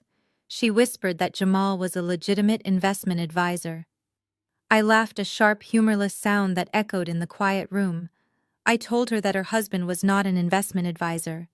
He was a degenerate gambler masquerading as a visionary. I pulled out the blockchain ledger printouts and handed them directly to Amber. I explained exactly how Jamal had taken $300,000 of my father's stolen money and funneled it directly into unregulated cryptocurrency exchanges. I detailed his catastrophic margin calls, his desperate bets on worthless digital tokens, and his staggering 98% total portfolio loss within 9 short months. The color entirely drained from Amber's face. She looked at the papers in her trembling hands, seeing the undeniable mathematical proof that her husband had incinerated their safety net. Jamal started sweating profusely. Drops of moisture beaded on his forehead, reflecting the chandelier light. He began stuttering, his carefully curated swagger completely evaporating. He held his hands up defensively, desperately addressing the room of staring relatives. He tried to spin a narrative claiming the crypto market was unpredictable and that an unprecedented economic downturn had wiped out his brilliant portfolio. When nobody in the room offered him a shred of sympathy, he panicked and pivoted to his ultimate defense mechanism. He played the race card. He raised his voice, pointing an accusatory finger at me and the rest of the family members in the room. He shouted that the traditional financial system was inherently rigged against a black man trying to build generational wealth. He claimed I was deliberately targeting him because I could not stand seeing a young African-American entrepreneur succeed where my aging white father had failed. He insisted that taking the money was not stealing, but an aggressive wealth transfer strategy meant to benefit the entire family in the long run. I let him dig his grave. I let him shout his empty, desperate excuses until his voice literally cracked under the pressure. Then I cut him off with a single, devastating sentence. I told him that forensic accounting does not possess a race, a gender, or an emotional bias. I told him that math is the ultimate equalizer, and the math proved he was nothing more than a common thief. I stepped closer to him, forcing him to look me directly in the eyes. I acknowledged his claim about the volatile cryptocurrency market. I conceded that the blockchain ledgers accounted for exactly $250,000 of his catastrophic trading losses. Jamal nodded frantically, desperately trying to latch onto that minor concession, claiming he was just trying to win the money back for the family. But I did not let him breathe. I asked him a very simple, razor-sharp question. I asked him where the remaining $50,000 went. The room fell so silent you could hear the winter wind howling against the living room windows. Jamal's eyes widened in absolute primal terror. He swallowed hard, completely unable to form a single word. He took a terrified step backward. He knew the cryptocurrency scam was not his only secret. I watched the realization dawn on him. He knew exactly what was coming next, and he was entirely powerless to stop it. I did not break eye contact with him as I reached into the breast pocket of my tailored suit jacket and pulled out my smartphone. I tapped the screen, navigating to a secure, encrypted audio file. I spoke loudly, ensuring the crowd of shocked relatives hanging on to my every word could hear the context. I explained that when I found an unexplained $8,000 charge at a high-end Cartier boutique on his credit card statement, I did not simply guess what he had purchased. As a forensic director, I do not rely on assumptions. I hired a private investigator who specializes in elite asset recovery. The investigator had easily obtained the boutique's security audio through a standard corporate legal preservation request. I turned the volume on my phone up to the maximum level, held it up for the room to see, and pressed play. The pristine digital audio cut through the silence of the living room with terrifying clarity. First, the sound of polite retail chatter echoed from the speaker, followed immediately by Jamal's distinct, arrogant voice. He was talking to a sales associate, his tone dripping with manufactured wealth and absolute entitlement. The associate cheerfully asked if the diamond-encrusted love bracelet was an anniversary gift for his pregnant wife. Jamal laughed on the recording. It was a sleazy, deeply dismissive sound that made several aunts in the room physically gasp. He told the associate that his wife was at home, huge, hormonal, and completely oblivious. He stated clearly that the bracelet was for his girlfriend, a 22-year-old named Chloe, to celebrate their 6-month anniversary. The associate politely asked if he wanted the extravagant item gift wrapped. Jamal replied yes and added a specific instruction. He demanded that the receipt be emailed to a private, encrypted address so his clueless family would not accidentally find out. I pressed pause. The silence that followed was so profound, it felt like all the oxygen had been instantly vacuumed out of the grand estate. The recording was irrefutable. It was not a piece of paper that could be disputed or a financial chart that could be misinterpreted. It was his own voice casually destroying his marriage while spending stolen family money. I looked at Amber. She was standing absolutely rigid, her eyes wide and unblinking, staring at the smartphone in my hand as if it were a venomous snake. The mathematical reality of the timeline crashed over her in real time. 6 months. Jamal had been seeing a 22-year-old fitness influencer for half a year. He had taken the last of our bankrupt father's failing business capital to buy a mistress luxury jewelry, while Amber was actively carrying his 4th child and facing a humiliating legal eviction. Jamal held his hands up, his palms facing outward, his mouth opening and closing like a suffocating fish. The arrogant swagger he had carried into the room was completely gone, replaced by pure, pathetic desperation. He took a hesitant step toward Amber, whispering her name, begging her to let him explain. He frantically claimed the audio was a deep fake, a fabricated digital lie I had maliciously created to destroy their perfect marriage. Amber did not let him finish his desperate sentence. Something deep inside her completely snapped. The illusion of her golden life shattered into a million irreparable pieces. A primal, guttural scream ripped from her throat, a sound of agony and rage. She did not just slap him. She raised her crystal champagne flute and hurled it directly at his head with blinding speed. Jamal shrieked and ducked just in time. The heavy crystal smashed against the marble fireplace right behind him, exploding into 1,000 glittering shards that rained down onto the expensive Persian rug. Amber lunged forward like a wild animal. Her manicured hands curled into tight fists, and she threw herself violently at her husband. She struck his chest, his shoulders, and his face, screaming uncontrollably about the baby, the eviction, the stolen money, and the ultimate humiliating betrayal. Jamal stumbled backward over the coffee table, raising his arms frantically to shield his face, shouting for my father to get her off him. He looked incredibly pathetic, a cowardly fraud cowering away from his pregnant wife in front of his entire extended family. My mother screamed in horror. Uncle Greg rushed forward, grabbing Amber by the waist, physically dragging her away as she thrashed. She screamed at the man she had flaunted minutes ago. The perfect golden family image was dead, completely destroyed in front of a live audience. The perfect golden family image was dead, completely destroyed in front of a live audience. My father could not handle the absolute destruction of his carefully curated reality. Richard watched his golden daughter physically assault his fraudulent son-in-law, while the extended family stood paralyzed in absolute shock. His breathing became erratic, his chest heaving rapidly as he began to hyperventilate. The veins in his neck bulged against his tight, expensive collar. For a man who had spent his entire adult life controlling every single narrative, the total public collapse of his absolute authority was simply too much to bear.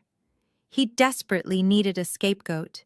He needed someone to blame for the horrific chaos unfolding on his expensive Persian rug. He turned his wild, desperate eyes toward me. He marched aggressively across the room, stepping carelessly over the shattered crystal from Amber's thrown champagne flute, his face contorted into a terrifying mask of pure, unadulterated hatred. He pointed a trembling, accusatory finger directly at my face and screamed at the absolute top of his lungs. He called me a vicious, calculated monster. He shouted that I had deliberately walked into his home on New Year's Eve with the sole malicious intention of tearing our family apart. He claimed that I was a sociopath who derived sick pleasure from destroying the lives of the wonderful people who had generously raised me. I stood my ground, my posture perfectly straight, my expression entirely impassive. I let him scream until his vocal cords strained. I let him expose his true, highly toxic nature to every aunt, uncle, and cousin watching from the foyer in stunned silence. Richard realized his emotional manipulation was completely failing. The captive audience was no longer taking his side. Uncle Greg was still holding a hysterically sobbing Amber, and Aunt Carol was staring directly at Richard with profound, undisguised disgust. Desperate to assert some final pathetic shred of dominance, Richard puffed out his chest, trying to physically tower over me. He shouted that I was no longer his daughter, officially disowning me in front of the entire family. He commanded me to get out of his house immediately. He screamed that despite his temporary business failures, he was still the undisputed patriarch of this family. He proudly declared that at least he still owned the magnificent roof over his head. He boasted loudly, his booming voice echoing off the high vaulted ceilings, that he would leverage the massive equity in this grand estate, rebuild his business empire from scratch, and ensure I never saw a single dime of his future wealth. He pointed a shaking hand toward the grand front doors and ordered me to leave his private property before he called the city police to have me arrested for trespassing. I did not move a single muscle. I did not flinch. I did not turn toward the door. I simply stood there, absorbing his pathetic, desperate ultimatum with absolute calm. The room fell into a tense, suffocating silence. Even Amber stopped sobbing for a moment to watch the final confrontation between my father and me. Richard stood there breathing heavily, fully expecting me to finally break under his aggressive patriarchal command, expecting me to turn around and walk out into the freezing night in absolute shame. Instead, I paused. I deliberately let the heavy, uncomfortable silence stretch for 5 agonizing seconds, allowing his arrogant declaration of property ownership to hang in the air so everyone in the room could remember exactly what he had just said. I slowly turned my head and looked at Mr. Montgomery. My corporate lawyer did not say a word. He did not need to. He simply reached into his sleek leather briefcase one final time. He did not pull out another thick stack of financial disclosures or a brightly colored evidence folder. He extracted a single heavy black leather folder beautifully embossed with the gold seal of the state county clerk. Mr. Montgomery handed the folder to me with a highly respectful nod. I took it in my hands, feeling the solid weight of the absolute undeniable power it contained. I looked back at my father. His chest was still heaving, his face still flushed with righteous anger, but I could clearly see a tiny growing flicker of uncertainty in his eyes. He recognized the official county seal on the folder. He knew it was a powerful legal document, but his arrogant mind could not possibly comprehend the catastrophic magnitude of what I was currently holding. A smile slowly spread across my face. It was not a smile of joy or relief. It was a cold, highly calculated, predatory smile. It was the exact smile of a forensic accountant who had just flawlessly cornered her ultimate mark.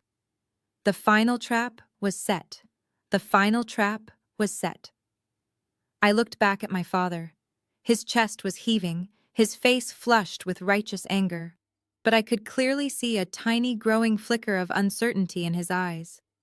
He recognized the official county seal on the black leather folder in my hands. I stepped forward, holding the folder out slightly, like an executioner presenting the warrant.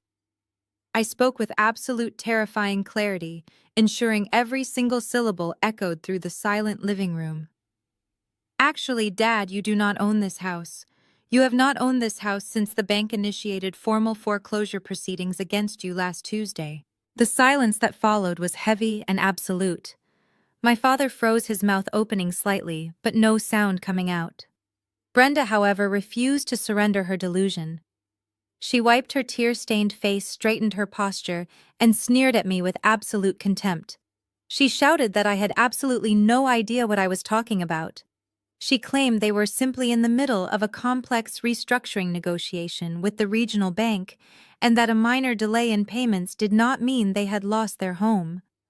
She turned to the crowd of relatives attempting to save face, insisting that they were working out a private arrangement, and everything was completely under control. I did not raise my voice. I did not need to. I simply opened the heavy black folder and extracted the single sheet of embossed, watermarked legal paper. I looked directly at my mother, entirely destroying her pathetic excuse. "You were negotiating with the regional bank," I replied smoothly. "But the bank got tired of your empty promises. They realized your massive predatory debt was entirely unrecoverable. So yesterday afternoon, the bank formally sold your heavily distressed mortgage note to a private investment firm for pennies on the dollar." Richard swallowed hard. He took a hesitant step forward, his eyes locked onto the official county document in my hand. His voice trembled as he asked what private investment firm bought the debt. I handed the document to Mr. Montgomery. My corporate lawyer held it up, displaying the official assignment of deed and the recorded transfer of the promissory note.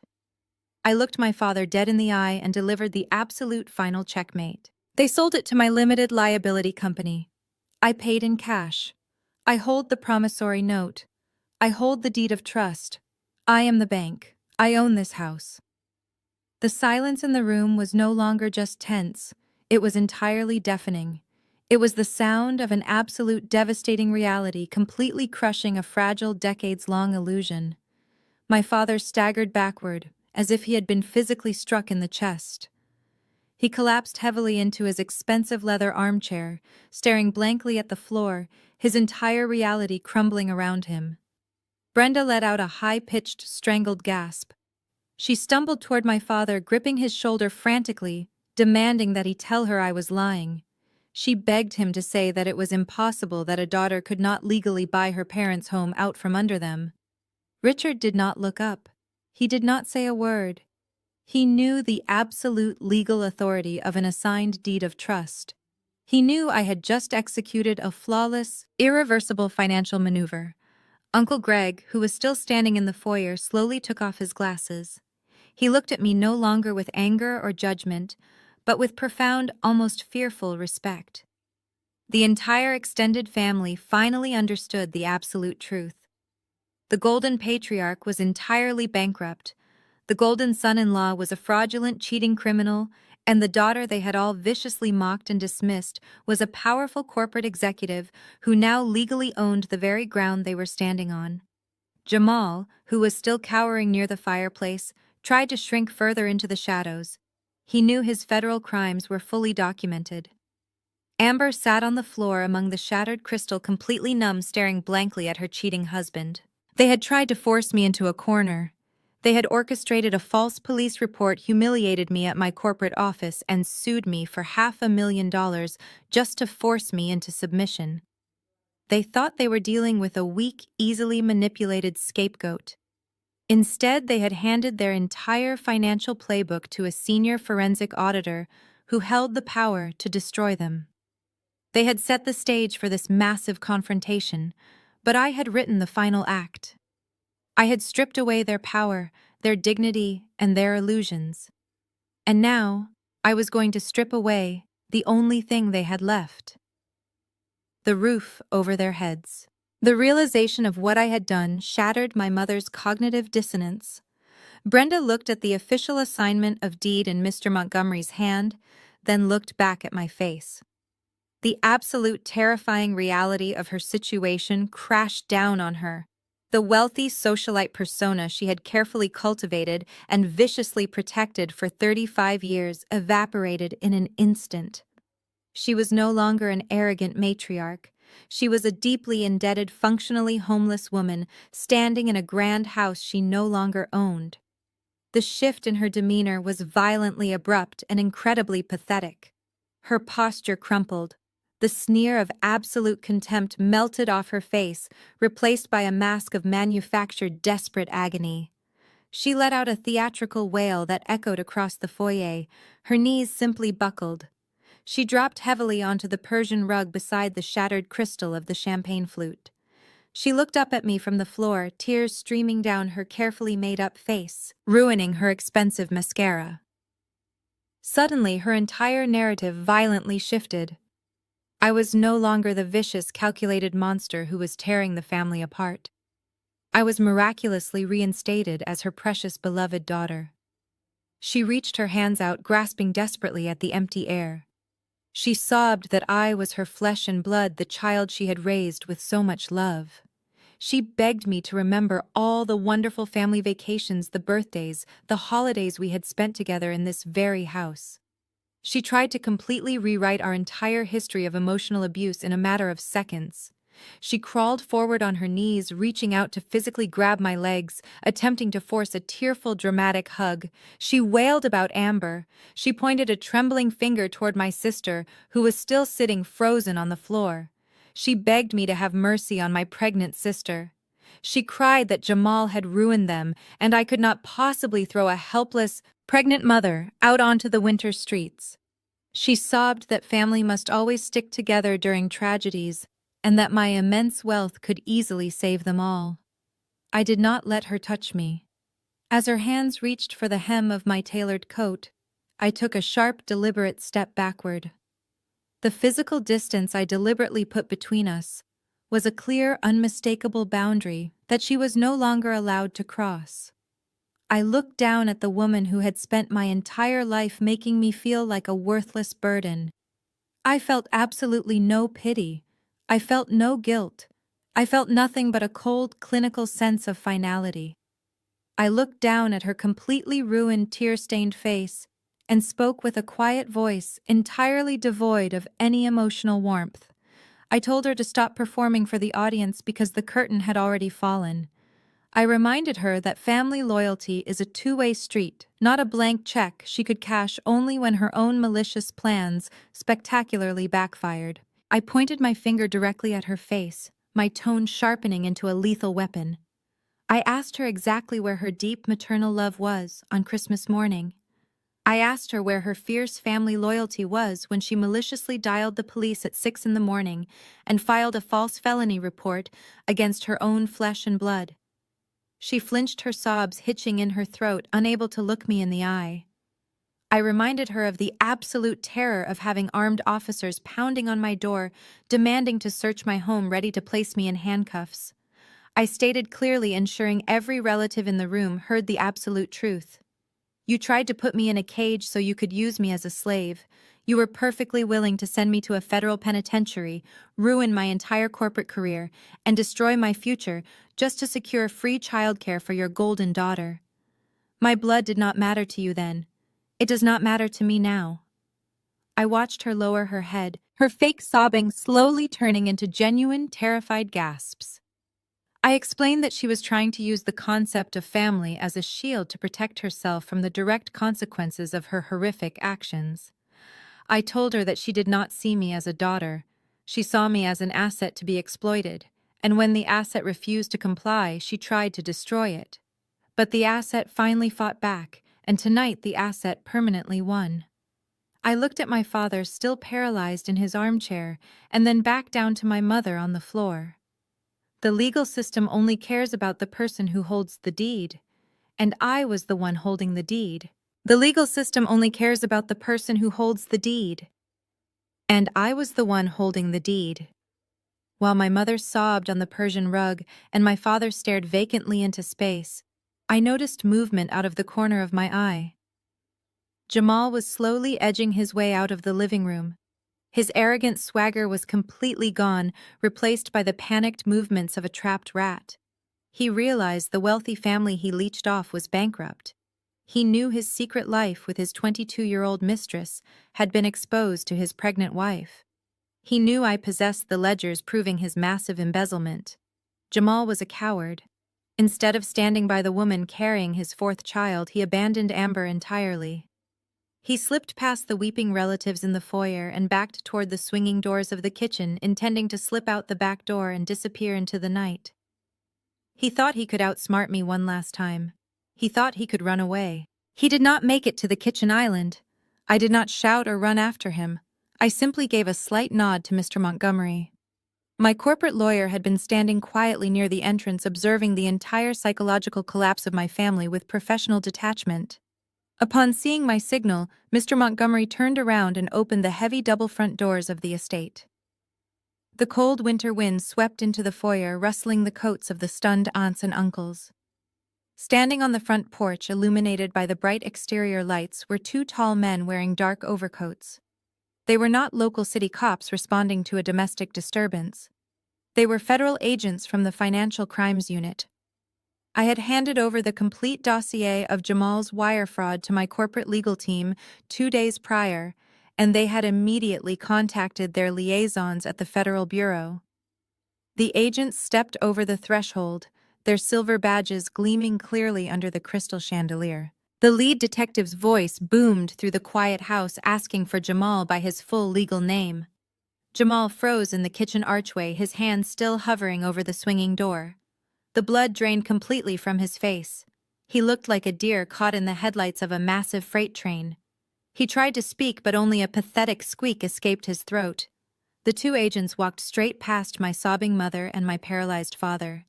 They marched purposefully toward the kitchen. Jamal finally found his voice, frantically stammering that this was just a massive family misunderstanding and a private civil matter.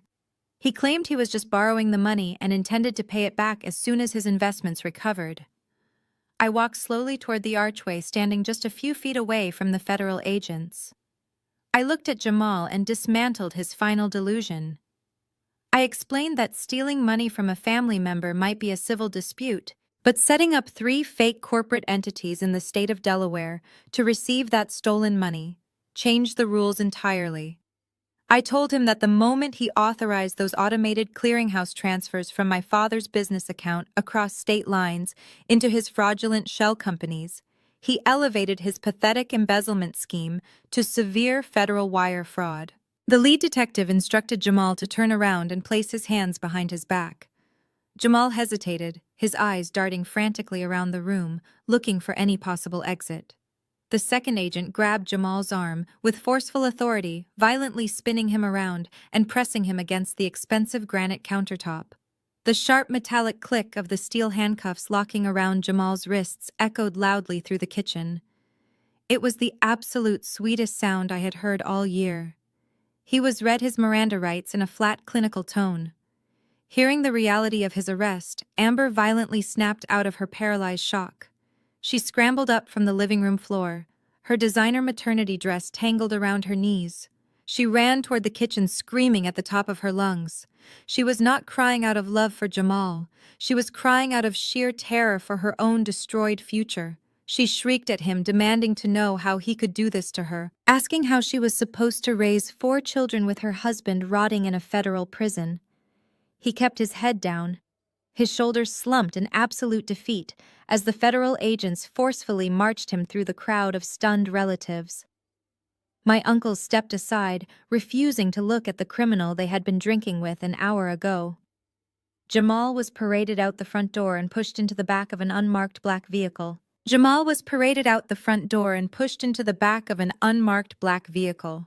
The flashing red and blue lights illuminated the pristine snow on the front lawn, casting long, erratic shadows across the grand facade of the estate my parents no longer owned. The lead detective slammed the cruiser door shut, and the vehicles sped away into the freezing night, taking the golden son-in-law straight to federal holding. Inside the foyer, the atmosphere was absolute pandemonium. Amber was screaming hysterically, tearing at her designer maternity dress, completely unable to process the destruction of her life. My mother was still on the floor, weeping into her hands, while my father remained completely paralyzed in his armchair, a hollow shell of the tyrant he used to be. The extended family members, the aunts, uncles, and cousins, who had eagerly gathered to witness my planned humiliation, were now scrambling to process the catastrophic shift in power. I did not let the chaos distract me from the final necessary piece of legal business. I turned back to Mr. Montgomery. The corporate lawyer calmly reached into his briefcase one final time. He did not extract another financial dossier or a federal indictment. He pulled out 2 single sheets of crisp white paper neatly stapled together. He walked purposefully toward my father. Richard did not look up as Mr. Montgomery dropped the document squarely onto his lap. Mr. Montgomery spoke with a voice completely devoid of emotion, executing his legal duty with absolute precision. He stated clearly that on behalf of the new legal owner of the property, he was formally serving Richard and Brenda with a mandatory 30-day notice to vacate the premises. He explained that they had exactly 1 month to pack their belongings and surrender the keys. If they failed to vacate the property by midnight on the 30th day, the county sheriff would be dispatched to forcibly remove them and their possessions from the estate. My father stared blankly at the eviction notice resting on his knees. He did not say a word. The reality of his situation had finally crushed his arrogant spirit entirely. He was a bankrupt man sitting in a house he did not own, watching his son-in-law go to federal prison. The relatives standing in the foyer finally broke out of their stunned silence. But they did not rush to comfort my devastated parents or my hysterical sister. Instead, a wave of profound hypocrisy washed over the room. Uncle Greg, the man who had called me a disgrace to the family name just 24 hours ago, took a hesitant step toward me. He offered a weak, pathetic smile, holding his hands up defensively.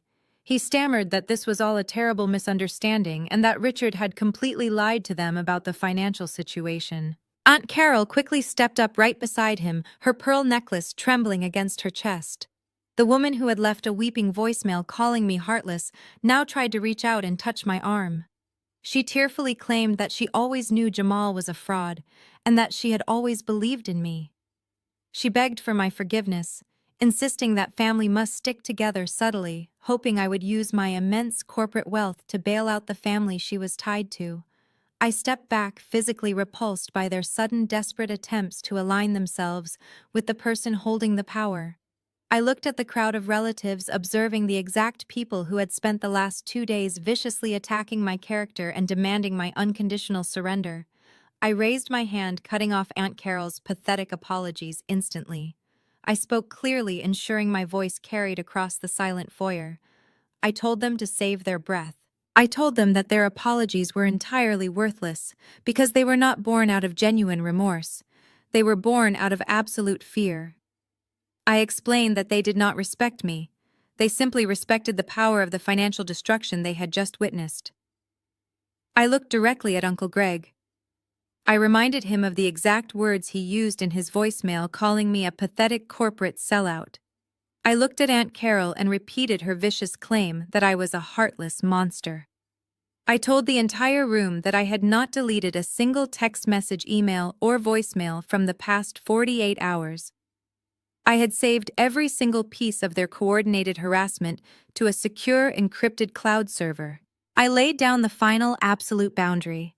I informed them that if any single member of this extended family ever attempted to contact me again, whether by phone, email, or showing up at my corporate office, I would immediately file formal harassment charges and seek a permanent restraining order against every single one of them. I told them that they chose to side with the abusers because it was easy, and now they had to live with the consequences of that choice. The era of the scapegoat was permanently over. The era of the scapegoat was permanently over. I did not wait for Uncle Greg to formulate another pathetic excuse, and I certainly did not stay to watch Aunt Carol attempt to squeeze out another set of fake tears. I simply turned my back on the entire room. I walked away from the grand marble fireplace, past the shattered crystal glittering on the Persian rug, and straight through the center of the crowded foyer.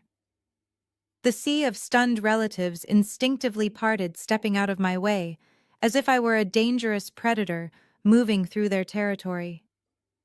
They lowered their heads, entirely unable to make eye contact.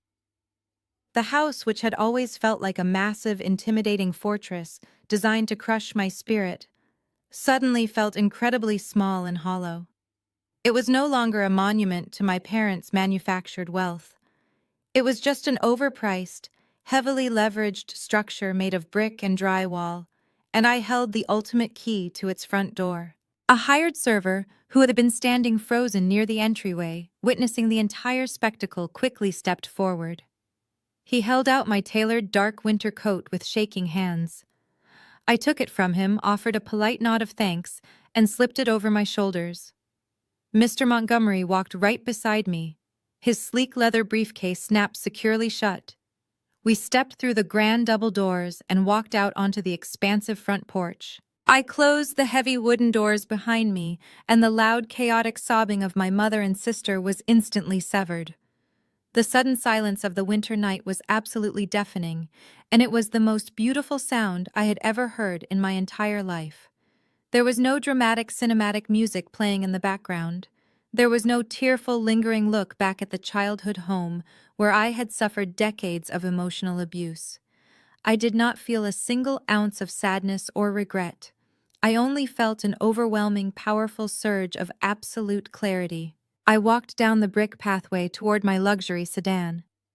The freezing December wind whipped against my face, carrying the sharp scent of pine and impending snow. I took a massive, deep breath, letting the freezing air fill my lungs completely. For 33 years, I had walked around with an invisible, crushing weight sitting squarely on my chest. It was the weight of their relentless expectations, their constant belittling, and their insatiable demand for my absolute submission. I had spent my entire life trying to prove my worth to people who were fundamentally incapable of valuing anything other than themselves.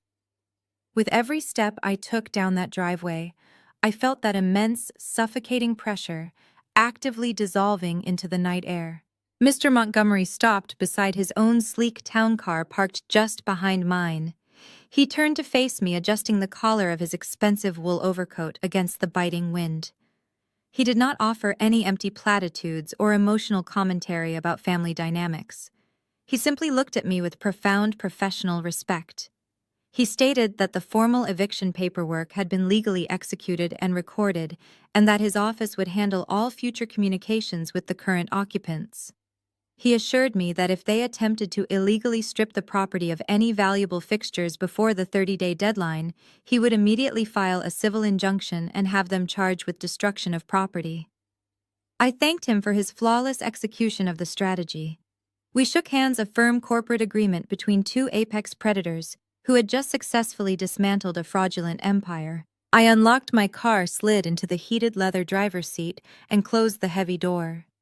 The cabin was perfectly quiet and comfortably warm. I pressed the ignition button, and the powerful engine purred to life. I placed my hands on the steering wheel and looked through the windshield at the brightly lit estate one final time. I did not see a home. I saw a successfully acquired distressed asset. I saw a perfectly balanced financial ledger. My parents had spent my entire life withdrawing emotional and financial capital from my existence, constantly putting me in the red. Tonight, I had finally audited their accounts, called in their massive debts, and aggressively balanced the books. I shifted the car into drive and slowly pulled away from the curb. I drove through the winding, affluent suburban streets, heading back toward the city skyline glowing in the distance.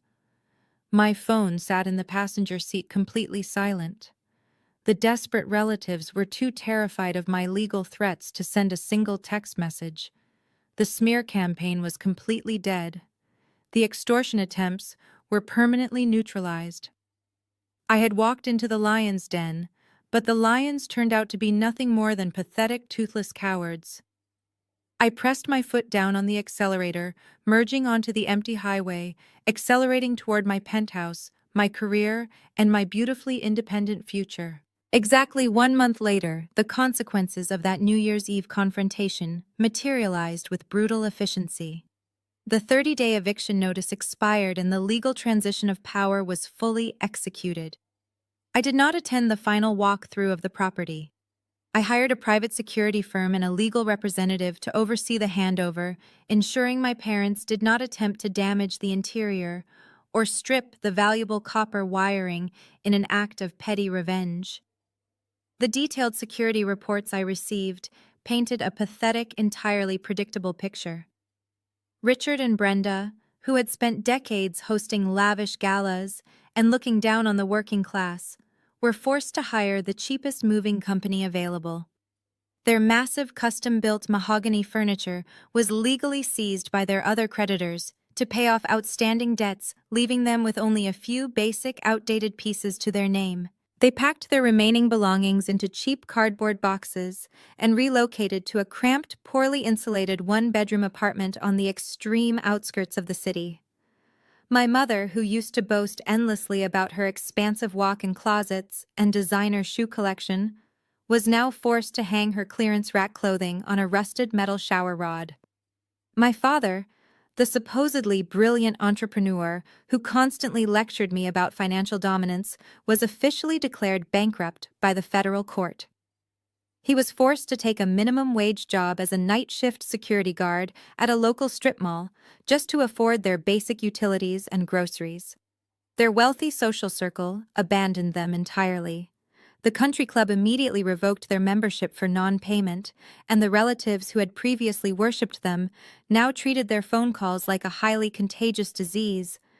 They were completely isolated, trapped in a tiny box of their own making, suffocating under the weight of their shattered egos. While my parents were dealing with their humiliating downgrade, Jamal was experiencing a far more severe reality check in federal court. His formal arraignment was a spectacular, highly public disaster. His sleazy public defender requested a reasonable bail, arguing that Jamal was a dedicated family man with deep ties to the community who posed no flight risk. The federal prosecutor dismantled that pathetic argument in exactly 2 minutes. She presented the judge with Jamal's complex financial records, proving he had the technical knowledge to move stolen funds across international borders. But the most devastating blow to his defense came when his attorney attempted to quietly access the secret bank account Jamal had set up for his mistress Chloe. He had planned to use those remaining stolen funds to post his bond and secure his freedom. However, Chloe was incredibly observant and highly opportunistic. The moment she realized Jamal had been arrested at the estate and that federal agents were actively seizing his assets, she did not wait around to play the loyal, supportive girlfriend. She completely drained the secret account of every last dollar packed up. Her Cartier jewelry broke the lease on the luxury downtown apartment and vanished without a trace. Without a single dollar to his name and facing a mountain of irrefutable evidence regarding his wire fraud, the judge denied bail entirely. Jamal was remanded to federal custody. He was forced to trade his counterfeit designer suits for an oversized, scratchy orange jumpsuit, sitting in a cold concrete cell to await a federal trial he was absolutely guaranteed to lose. The fallout left Amber entirely defenseless against the harsh realities of the real world. She had spent her entire adult life relying on her golden child status, ignoring her education, and developing absolutely zero marketable job skills. With her fraudulent husband locked in a federal detention center, and her parents barely surviving in a cramped apartment, the grand illusion of her perfect life evaporated overnight.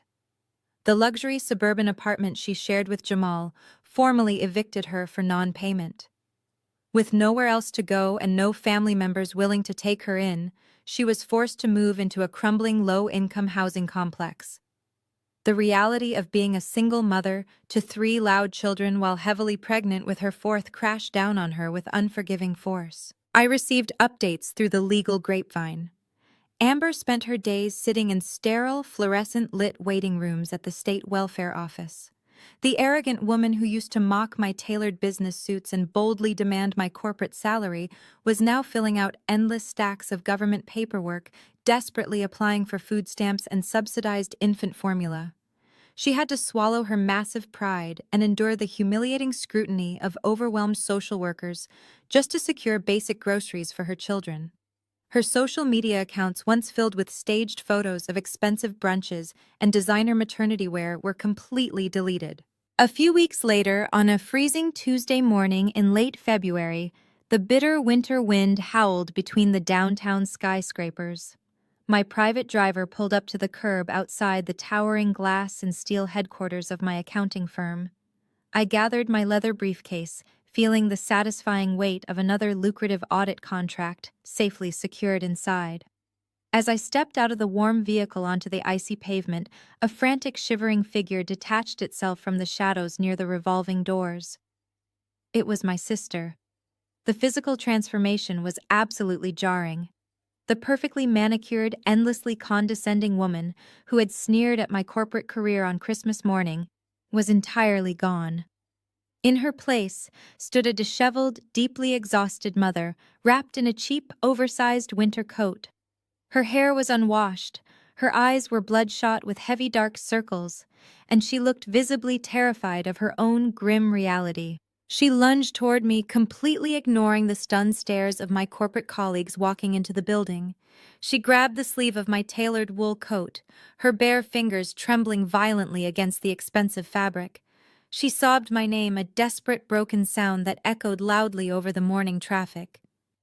David, the head of executive security, who distinctly remembered my family from their last disastrous visit to the lobby, instantly stepped out through the glass doors. He flanked my right side, his hand resting firmly on his radio, fully prepared to physically intervene. I held up a single calm finger, signaling David to give me exactly 1 minute to handle the situation.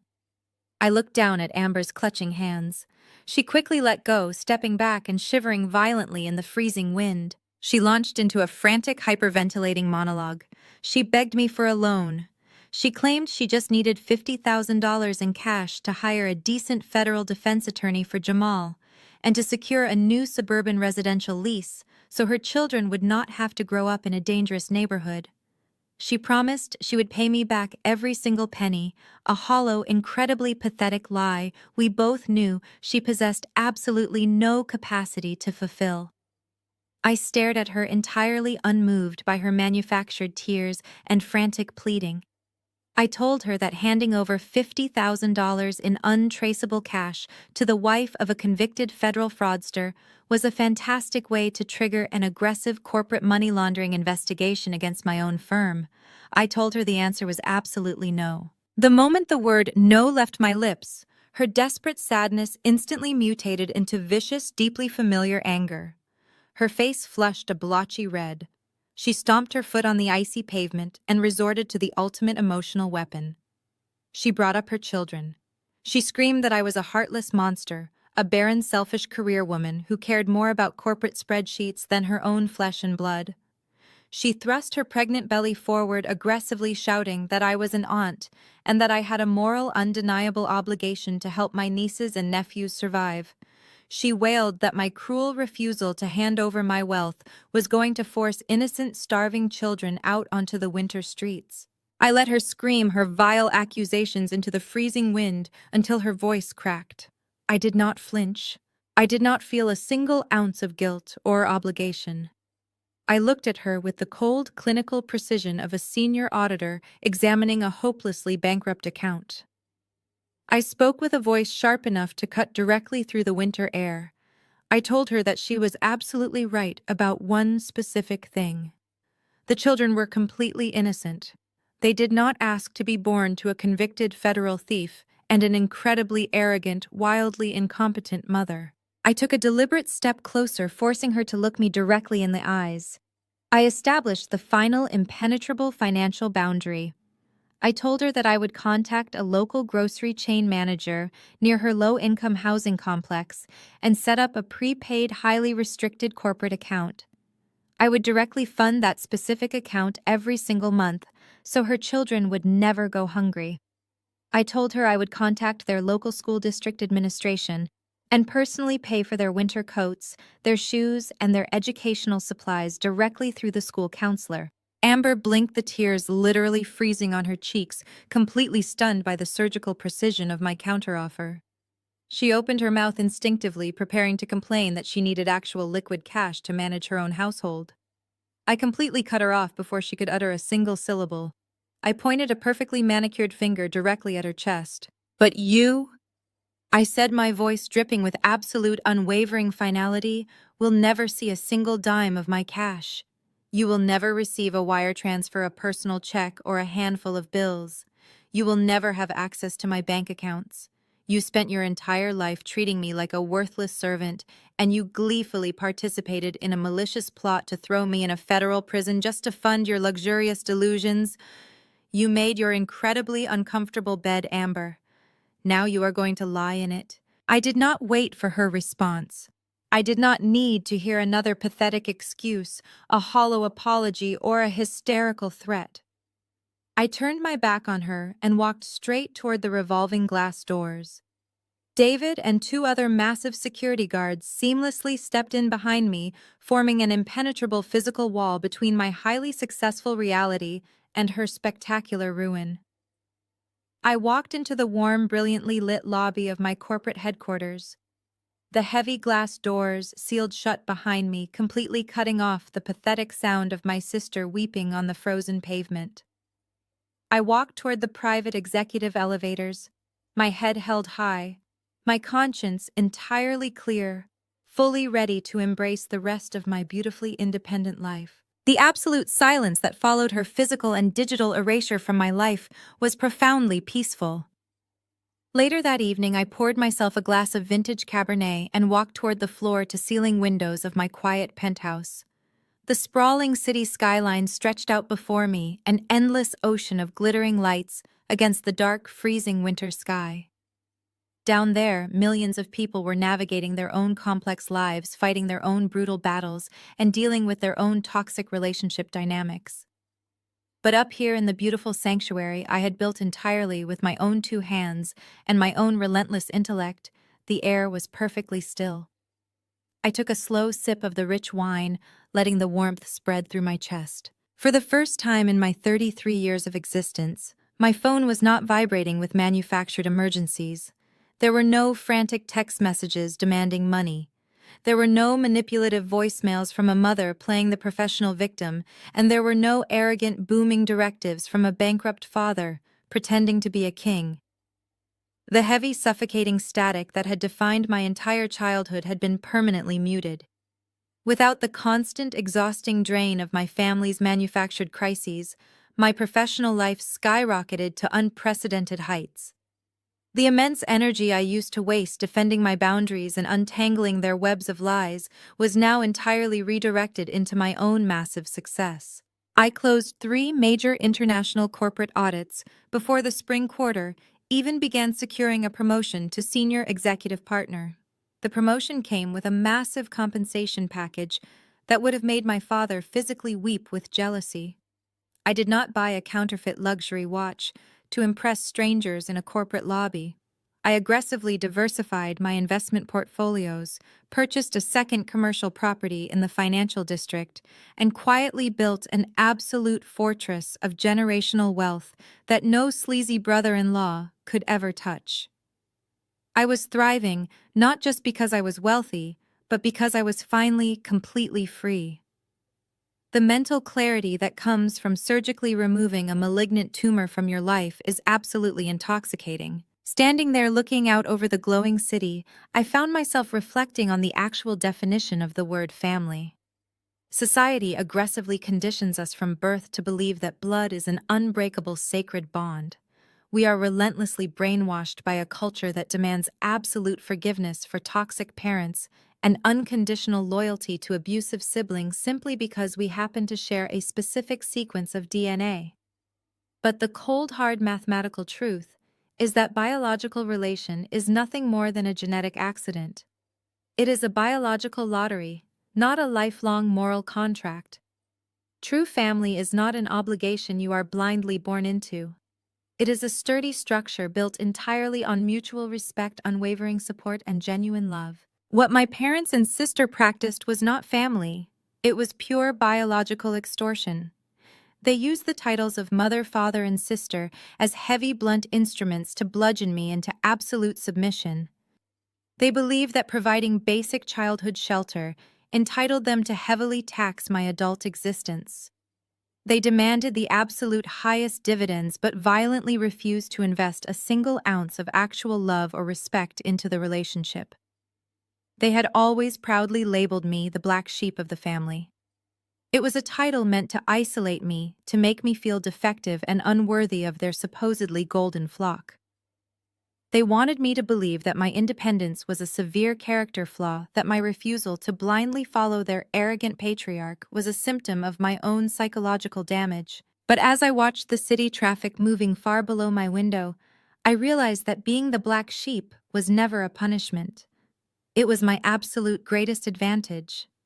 It was my ultimate survival superpower. The golden children, exactly like Amber, are kept comfortable and compliant, so they can be easily manipulated.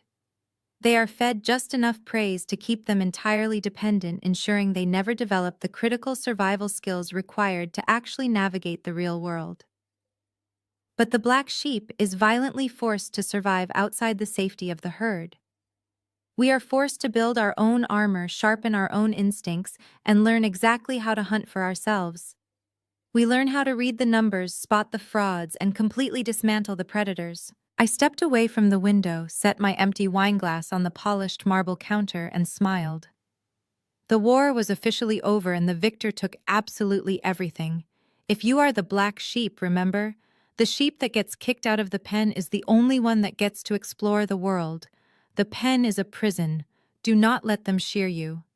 Hit like, subscribe, and tell me in the comments the exact moment you realized your toxic family was just using you.